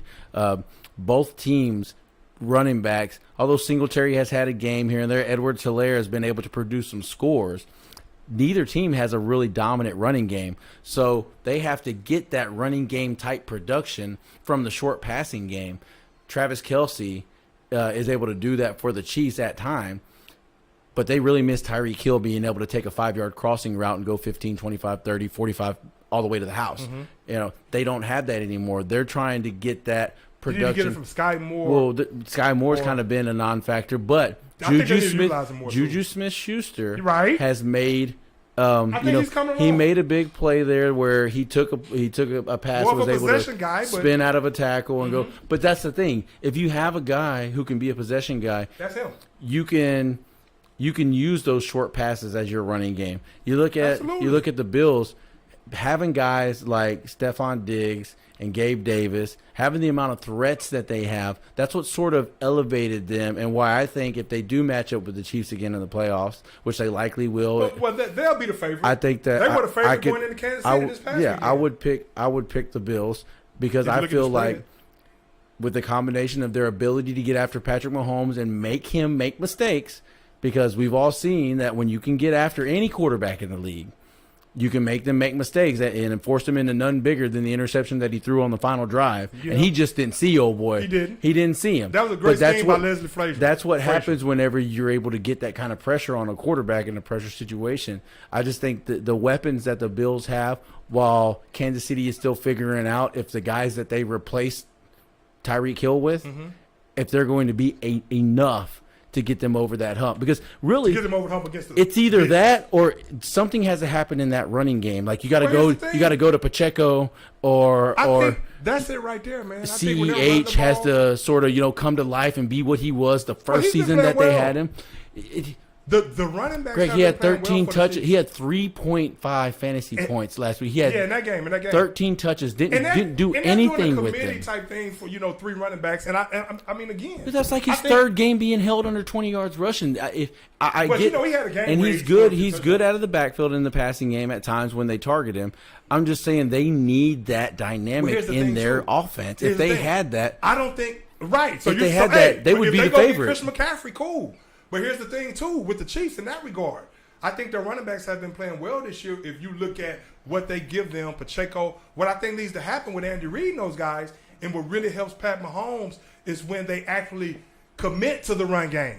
And there's been a couple of games this year when it's time you're running with those guys. You're not going to have – the Chiefs are not going to have the running back who rushes for 100 yards every week, anything like that, because that's just not how they're built. But for the scheme that they have, I think they have with McKinnon, Allaire, and Pacheco, I think they have 3 excellent running backs. And I think when they're clicking, where they're running that football behind that good offensive line to go along with Mahomes, I think that opens up things in the passing game. And Kelsey, now, if they play in the playoffs, the Chiefs would definitely be the favorite. I think winning that game right there goes a long way, and probably them getting home field advantage as well. So I think playing in Buffalo would definitely help. But, hey, man, I'm just not going to count out Mahomes. And he utilized the weapons that he does have very well, and the way they scheme, the way they get people open. Like I said, that game could have went either way. If it wasn't for that interception, and I know if was a fifth, we'll all be drunk. Look, but the Bills right now are the favorites and the team to beat. But, again, Patrick Mahomes and the Chiefs, and the defense continue to come together, and they continue to get healthy on the defense side of the ball, because they're without a lot of players as well. I just think if you don't look at the running game and identify or see a problem with Kansas City or even with Buffalo, then I think you're just ignoring a sore because you can't see it because it's underneath your clothing. I don't think Kansas City, here's what I'm saying. 7 for 42. This is Clyde Edwards-Hilaire's stat line for the season against Arizona. 7 for 42, no touchdowns. 8 for 74, better, no touchdowns. 7 for 0, 7 carries for no yards. Okay. All right. Then he had a good game against Tampa Bay where they ran the ball 19 times. He had 92 yards. Okay, that's what I'm talking about. And a touchdown, but still not a good, real high yard per carry. Then 9 for 15, 9 for 33. That's just not going to get it done. You know what? You're not wrong in that assessment. But again, they need their Jamal Charles. Unless they go get somebody like Christian McCaffrey. But here's the thing: even if they got Christian McCaffrey, you got to utilize him. Now they're using 3 running backs. So even though you're saying those carries right there, it's still the way they're geared and the way they do things. They're using 3 running backs, and they just want those running backs. Of course, you need the explosive running game. But you get why I'm making that point. Because when you play against a team like Buffalo, they are built to stop the pass. Right. They are built to shut down Patrick Mahomes. That's just it. I think the Chiefs can run the football with that 3-headed monster when they commit to it. But with them and Andy Reid, it's just about scheming, and it's about on a particular play at the most opportune time in a given situation, make a play for us. So you're really not going to look at those running backs' stat line and really see their impact on the game. But I agree. Yeah. You definitely want to have somebody that's a bell cow that can go where the defense is definitely And going to respect. it's not just a bell in the cow, run game, Greg. but- What Christian I McCaffrey's want the only is guy that I can think I of. want a guy in the backfield that defenses think Pacheco can ball. They got to give him the ball. he's just young. They're going to bring He's him young. along Right, slow. That's right. what they do. Right. That's what they did with Mahomes. That's just what they do. Absolutely. But I think you at least. My point is, you want a guy in the backfield to where teams have to come into you and they can't say, you know what, They can't we're not score. worried about them running the football at all. We are see, going to I stop don't think Patrick that's the Mahomes in case. the pass, and that's what it Even with seems the like to stats, me. even with the stats that you read out, now the Bills are just a good team. I think most teams know this season that the Chiefs can be a threat in the run game. I think it was a when they clear commit to it. sign in Tampa Bay that Andy Reid was smart enough to realize that they weren't playing the run at all, because we know that's one of the best run defenses in the league. What you And think about- unless they had a game plan that was designed only to stop the pass, there's no way Clyde Edwards-Helaire goes in there and has 90 yards rushing on 19 carries. Hey, man, that's And I first like round pick right CEH. there, I've man. got I him. know. I've got him on my fantasy That's team. first round. You're right, I'm right, just right. telling you. It just, to me, it looks like they're not scaring anybody to run the football, and every team's going to come into Kansas City or against Kansas City geared up just to stop that passing game like they always do. Okay. And it would just be I think nice. Andy Reid would love It'd that. just be nice if you could make them pay the way they did the Buccaneers that one game. If you could make them pay consistently for doing that, then that would just open up things so much more, because they But I just think don't have the big hit weapon that they used to No, they have don't. with but I Tyreek Hill. mean, again, it's a three-headed monster, and the scheme that they have, I think the only way they can do it consistently is if they committed to the run game even more. But you may have one running back in on one series where they're moving the ball downfield, and they may have a nice run to keep the chains moving or do something.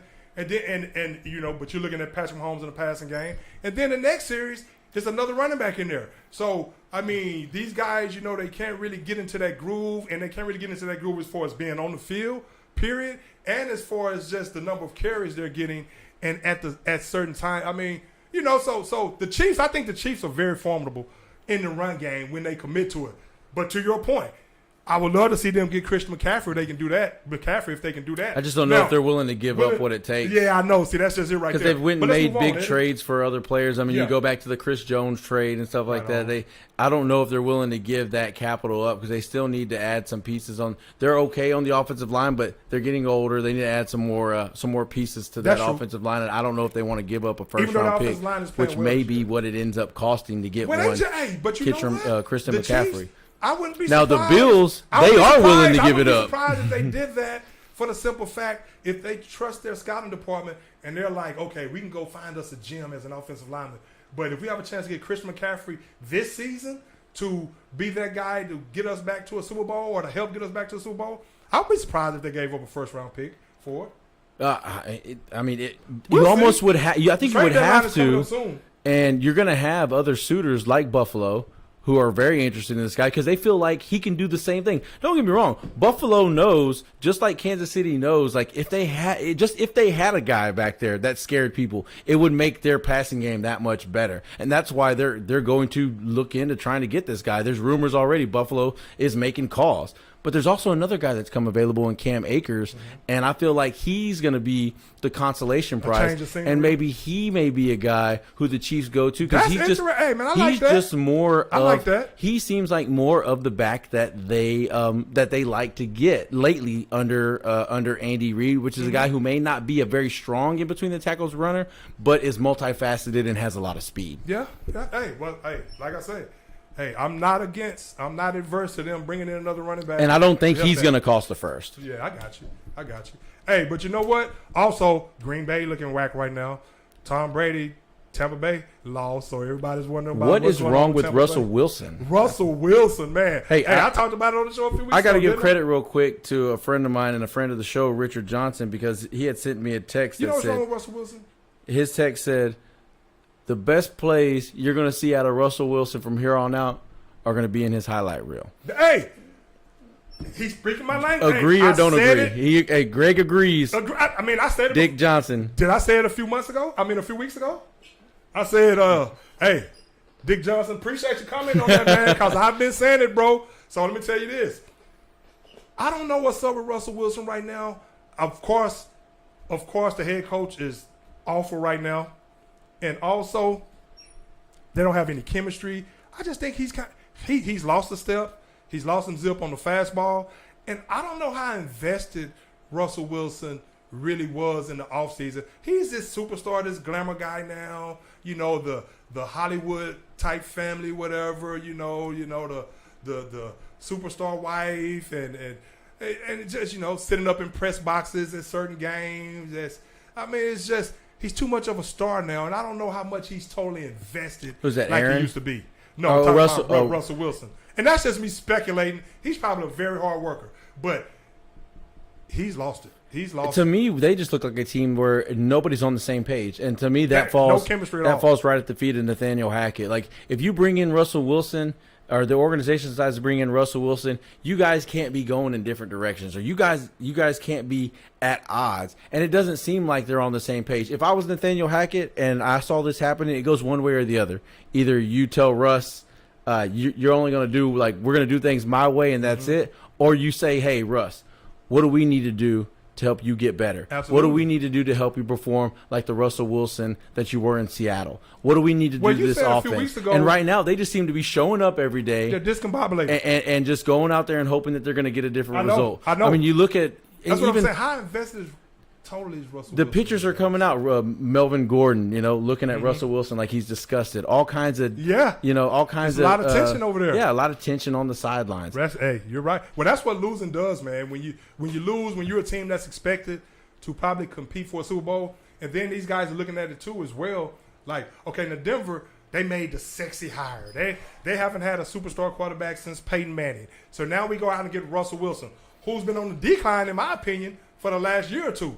So you give him this boatload of money, all this money, 200 and something million. Some of these players are looking at it like, man, you're supposed to be helping us compete for a Super Bowl. You haven't given us. Hey, we may as well go back to Drew Lock. And the thing about it is, it's like I don't necessarily disagree with bringing Russell in, but you didn't necessarily have to give him the extension right away. Yeah, right. That's true. Even though we all know that when you bring in a franchise quarterback, that's what comes with it. I mean, Cleveland brought one in fresh out of having a finger, up his backside, and gave him $250 million, dang near guaranteed. Gave him a new contract. So that is just the way it works in the NFL. Right on. So you bring in Russell Wilson, and you got to be excited because this is better than anybody that they've had in there in the last. He's going to generate some excitement in the city. But man, come on.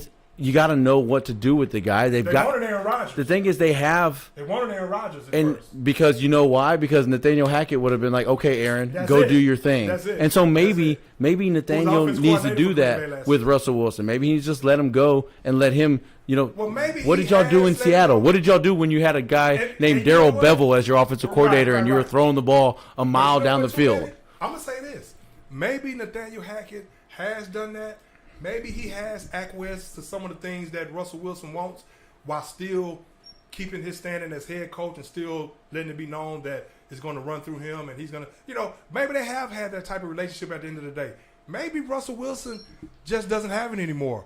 And of course, Nathaniel Hackett, once they get into game situations, obviously he's just been faltering and it just has been a disaster. So, again, you have all these other coaches that's definitely primed and ready to be head coaches. But at the end of the day, he may turn out to be a damn good head coach. But I'll say this, Russell Wilson, they better hurry up and get that chemistry because there's too much talent on that Denver Broncos team. Jerry Jeudy, like you're saying, all these guys, they're mad and they're, you saw Hamlin, the guy from Penn State, the receiver, throw his helmet down in the back of the end zone. They're frustrated because they thought the addition of Russell Wilson was the missing piece that was going to get them to that next level where they're this Super Bowl contender. And as of right now, that has not been the case. Hey, I just feel like that Russell is kind of being constrained. You know what I haven't seen from Russ? I haven't seen him using his legs. Haven't seen him he running out of the pocket. That's it. He's lost a step. He's lost some zip on that fastball. And the Chargers, my team in the AFC, for obvious reasons, even though I love to root for the Chiefs too. But the Chargers, they're actually now y'all know my team is the Cowboys, just teams that I root for.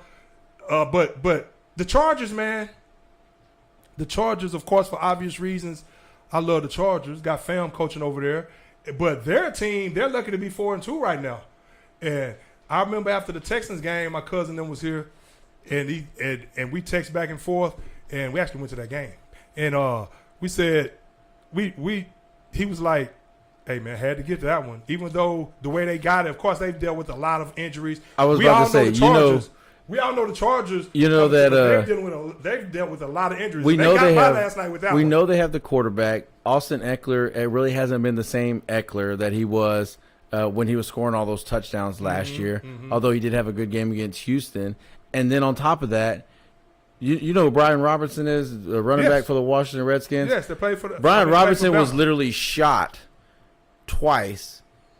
And he's come back and played in the game man. before. Much Hey, respect to him listen, for that. before Keenan Allen's hamstrings healed. Right. So, I mean, that is a major problem, okay? Because Keenan Allen, when he's on the field with Mike Williams, that's what makes that offense click. That's what always made that offense click. I mean, even going all the way back to the Phillip Rivers days, the two big, talented receivers on the outside, that has been Chargers football for as long as I can remember. Right. And they just don't have those guys. Mike Williams can't do it all by himself. Right. Exactly. So, the Chargers, I think they're going to be okay because they have the quarterback. But I'm wondering who's going to be the next big receiver that they draft, because they need to draft somebody, because Keenan Allen, as good as he is and as great as he's been, borderline Hall of Fame career, he's just not going to be able to shoulder the load of being the number one guy, because I just don't think he can stay healthy. Injury prone? Yeah. Yeah. Hey, well, it's going to be interesting. Of course, y'all know I wish the Chargers very well. So congratulations for getting that victory last night. No matter how you got it done. And so what is it with Aaron Rodgers and the Packers? Oh, man. Aaron Rodgers and the Packers, man. Just overrated like Real I've quick always before thought we get out of were. here. Yeah. But I want to talk a little college football before we go, too. But for a few minutes. And, of course, again, baseball season, playoffs. So we kind of went long on baseball today. But NFL. And if there's some other teams and games that we didn't talk about, hey, we're looking forward to next week. So we'll come in here next week and we'll start out. We'll start out with a little baseball maybe again, or maybe start out with some NFL and really break down some games and then get into what the Astros are doing like that. But Aaron Rodgers, I don't know, man. I mean, just the defense is good. The offense is bad. He doesn't have receivers. He's throwing his teammates under the bus. Not surprising. And, of course, like I've always said all along, him and his head coach, his head coach really wants him out of there. But they were going to try it again this year because he continues to win these MVPs, but they're not on the same page either. Of course, the receiver, Devontae Adams, is not there, but that's a discombobulated situation over there, too, in Green Bay, and they're not going to be anything. Look, Aaron Rodgers is no spring chicken anymore. We know he's a talented quarterback, but there's only so much he's not going to be that there's so much you can overcome. There's only so much sores that you can mask. That's true. We talked about that before. When you talk about a lot of teams, like what masked the deficiencies? But it used to be that the Cowboys' running game would mask, Dak Prescott's inability to be consistent in the passing game, and then he developed and got better, and that was no longer a problem. Aaron Rodgers used to be able to mask the deficiencies at the receiver position, even though they only had, one Devontae Adams being a stud out there. Right on. He was able to elevate the play of the other guys. But you get to a certain point, you get to a certain age where you need those superstars out there, because the guys on the other side of the football, they're just too good. And not just that, he still has all the arm talent in the world. But you're right, you need those other players to help elevate your team, because no matter how far you can throw the ball or how many throws you can make, if you don't have anyone to catch the football, I mean, what good is it going to do your team? Plus, you accompany that with the fact that he's not the scrambling quarterback that he once was. Not that he was ever a Lamar Jackson and Lamar. That Baltimore lost that game. No, but that's not what they do anymore. They want to keep them in. They want to keep him in the pocket. He's going to be in the pocket the whole time, throwing the football and just slinging the ball around. So it's going to be tougher on Green Bay as a whole when you don't have that elevated talent around. And even though they do have two good running backs, they're not producing at the level that that running game used to produce when it was just Aaron Jones. Yeah, when it was just Aaron Jones and a young AJ Dillon, and then before that was Aaron Jones and Jamal Williams. Right. I feel like they may have a situation where they need to decide, okay, we need to go with one or the other as our bell cow, and see how that goes. Because when it was Aaron Jones and that was Aaron Jones' show, he produced. Yeah. And right now, I think they look at him as a change of pace type. and a lot of teams do. Yeah. The only problem is it's not working for them. And sometimes that could be a detriment to your team too. To your When you point, don't because have if nobody who's the captain. You have that bell cow to Yeah. really just I agree with that. You really want that running. You're back. going to be the That's change what of I've always pace, but said you're going to about be the Zeke. change of pace to the tune of 10 carries, and this guy's And going to this get guy's gonna 20. have 25. Yeah. Exactly. And hey, so you know what? Hey, so we'll So see that what hurts happens. them because Aaron Rodgers has really benefited from having a guy that was feared out of the backfield in the running and passing game at Aaron Jones, and now it just seems like nobody's They're nobody's kinda scared keen on the run of game them. more. Yeah, nobody's scared of them really running the football down their throat. Yeah. and that's a problem for Green Bay, especially Yeah, now it that is. Aaron Rodgers Yeah, it is is. a little bit older. I mean, Right. we were like, well, Brady went to a place where they had Chris You think he's Godwin gonna and play- Mike Evans. How long you think Aaron Rodgers is going to play? Before I move on and talk some college football for the last 5 minutes or so, how long do you think Aaron Rodgers till about? Because you know he feels. How old has is he other now? opportunities. I think like 30, what? 38, 39? yeah, 38. I think he 42? clearly could play till he's 42 without a doubt. Yeah. I could even see You know he's him. the man either gets traded or they bring. I some could more see talent him around. doing the old Peyton Manning, what Peyton Manning did, and go somewhere else and sort of not resurrect, because I mean we're talking about the back-to-back defending MVP here. Yeah, you're right. But go somewhere else and elevate that team, elevate that squad, find new energy, new life, and go over there and make them a Super Bowl champion. There it is. What team that's going And to I'm be, sure I don't we know. shall see, But for whatever and he shall see reason, as I think it's a year. things have soured in Green Bay. Maybe Tennessee. Something Tennessee stinking over there That's that in cheese. Green Bay. That's because spoiled this is not the Packers team that I'm used That's to that seeing. spoiled cheese. Hey, but real quick, Eddie. Hey, nah, you're right. But like I said, I've never been, I like Aaron Rodgers as a player, true Hall of Famer. But real quick, man, Tennessee beat Bama this past weekend. Hey, Tennessee, high-powered, fast-paced. I mean, that game, 52-49? I mean, come on, man. I mean, Bama met up with a team playing at home, like you talked about the goalposts earlier. The goalposts are spread around in different backyards in Knoxville right now. But they threw it in the river. They threw it in the river? Well, they threw. I don't know what Now happened they're to trying the. to raise money to get a new I don't know what goalpost. happened to the part that holds it up, but I know that one upright ended up Lucky out no there one in the got river. hurt. Luckily, no one got hurt. But I'll tell you this, man. Tennessee and that wide receiver, what's my guy's name, man? Jalen Hyatt or whatever. Hyatt, 5 touchdowns, 206 yards or something like that. Hey, man, the guy with Hendon Hooker, that fast-paced offense with Josh Hyper, again, 52 points to 49. Bama was right there with the exploits of Bryce Young, who's a special, special player.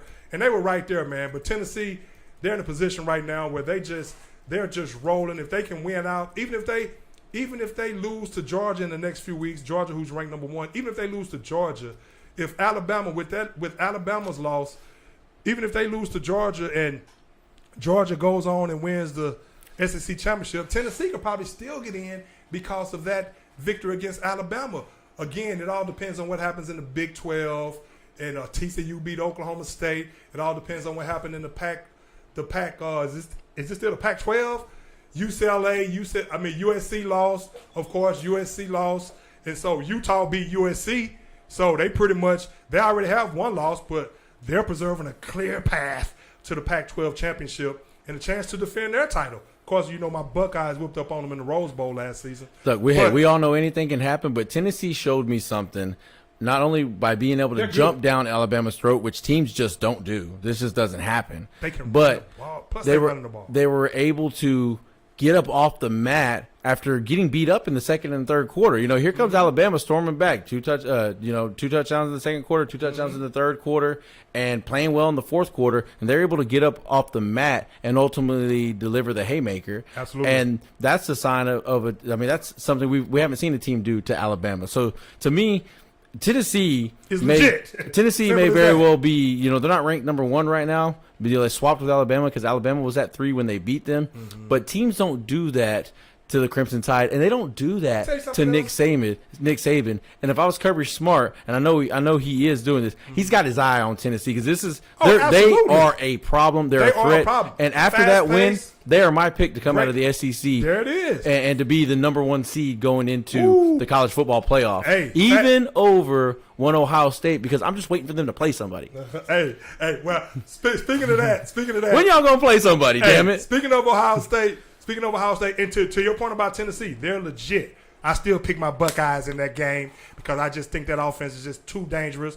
And Tennessee, yeah, it's nice. It's a nice season. It's cute. If you play the Buckeyes, it's coming to a halt right there in the playoffs. But I tell you this, Bama right now, the difference is in Bama, they're not as strong in the trenches as they used to be on both sides of the ball, even though they have a nice running back in Jahmyr Gibbs. I'm talking about first-round talent right there, along with Bijan Robinson. UT actually beat Iowa State, and, of course, they did their thing. They rallied back and beat Iowa State.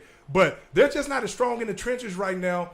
With this recruiting, all these teams are getting some of these players that they normally would get, the transfer portal, and they're not as dominant in the trenches on both sides of the ball. So they just don't control the line of scrimmage like they used to. I mean, when have you ever seen Alabama? I mean, I think I've seen it a couple of times, but to give up 52 points like that, of course they're playing on the road. But, Bama's going to regroup. But the SEC is a dog. The SEC is a juggernaut. And we talk about the Big Ten before we get out of here. Michigan put it on Penn State. I'm talking about they rushed for over 400 Look, something let me yards. ask you this real quick before you do that, because you're talking about how that Alabama defense is showing some cracks. Is Will Anderson going to be that top You know 3 what, man? guy that Eddie, we you know what about we Will thought he Anderson? was going to be coming into this season? Because he has He's kind of been a tailed disappointment. off. Bro. Dude, in the biggest game of the year, Hey. his stat line is, what's he got? Great minds think alike. One tackle, 2 assists. Great minds That's think it. alike, man. I was One watching tackle, them 2 Saturday. assists, no sacks, no anything else. Yes. That's it. I was watching them and getting penalties. All I've been seeing him do is jumping outside or something like that. I was thinking the same thing Saturday. I was like, I'm disappointed in Will Anderson because he's not looking like that number 1 pick that everybody thought he was. Hell, he's probably not even looking like a top 15 pick right now. But we'll see moving forward. He's man. not And getting you his got- name called. I mean, I know. You're right. that's You're one thing right. that You got this week. Now, hey, I 100% occur, man, and I'm glad you brought that up about him because that was I observed the same thing with him. I'm like, where's Will Anderson? But That's one you thing got I was the other told guy at a over there, young number age. 15, Dallas. What's his name? Dallas, the number 15 for Bama. I can't think of his last name. Dallas Turner. Dallas Turner, the one who put Quinn Ewers out the game in that first game. You got him over there looking like he's more of a top 5 pick and he's only a true sophomore. But then he didn't do a damn thing against Tennessee He either. did. Well, Tennessee, fast-paced, Josh Heupel, kept Alabama on their toes, and they did enough on – I mean, even though Alabama was doing what they could do on offense and they were making it interesting and still looking like they were probably going to pull that game out, that field goal that they missed, I'm sure – you think I know they're going to say all the right things, but you get back on the bus with that kicker out to that game and be like, man, I don't want to sit by that motherfucker. He missed that 51-yard field goal, and which would have won the game in all purposes for the Crimson Tide. And Tennessee comes down, and they kick that field goal and win in dramatic fashion. But he's been good. But things I mean, happen. he's He been has really good. So I don't think that happens. Obviously his teammates, and that's one thing I like about Bryce Young before we move on, before we get out of here. And that's one thing I like about Bryce Young. You watch him, I love just his intangibles, the way his leadership. You watch him throughout the game, man. You have other defensive players trying to get in his head, trying to do things. He just claps. He keeps it moving. He's a true leader at that quarterback position. When dude missed the field goal, his field goal kicker missed the field goal. Of course, he was devastated, but he clapped and then he tapped him on the head when he came over, and he's always uplifting his players, man. Not causing any tension or dissension within the team. Always pulling guys together, man. And he seems like a guy that players really love to play for to go along with this wonderful talent. You're talking about a magician out there, a magician, a wizard. I wanted to mention when we were talking about Will Anderson Oklahoma that State I had a very close friend and a role model tell me there's one thing that you need to remember if you play sports. He said when people watching you, you better make damn sure they calling your name. That's it, man. And Will Anderson knows, as being a guy coming into the season as a potential number 1 overall pick, all eyes are on him. Right. And he's being watched. I wonder where and they his ain't calling his right name. now. So At all, bro. that shows me Eddie, man, that I watched the game. something is He was amiss, overrated. and He was overrated. he's going to slip Now, could he be a guy that when you get him in front of NFL coaches he that turn out to be that guy you thought he was? I don't know, but that's interesting. Could it be being a bargain? bargain value for somebody? But we never know because you get him in shirts and shorts, and teams probably gonna fall in love with him again. That's true. That's true. Combine Warriors, things like that. But Ohio State, though, my Buckeyes have Iowa this week, and I mentioned that Oklahoma State lost to TCU, so TCU is still inching up doing their thing. Texas at Oklahoma State, UCLA at Oregon, Clemson at Syracuse. Hey, Eddie, we got anything on the basketball games right now? Yeah. Real quick. Just give me a second here. Boston and Philly and the Lakers tonight. Get out there and get rolling. The sports court. Let's see. Eddie the Hitman Cox and the KID. Right the now, kid is in the building. Philly and Boston are in the third, 66-63. Philly has a 3-point lead. Third just underway. Okay. Hey, so we'll see what happens with that game. And the rest of the NBA season, we'll talk a lot more NBA in the weeks to come. Astros, let's get them tomorrow. We'll talk a lot more NBA after Christmas. No, he's going to talk about it after Christmas. Who was it who you said don't talk NBA? Selwyn say don't talk NBA until after Christmas, or who was it? Yeah, that was Selwyn. I don't even watch the NBA until after Christmas. We do a show, man. We have to talk about some of this. And that's because he's an NFL guy. Yeah, Selwyn played in the NFL, and he does. Sel, you know you watch the damn NBA when it's not you know you watch it before Christmas. Nah, he's at home watching a football life. He could give a damn. He could give a damn less what's going on. Big wig man in CarMax right now. He's watching a football live. Earl Campbell. Nah, which is a great football life, by the way.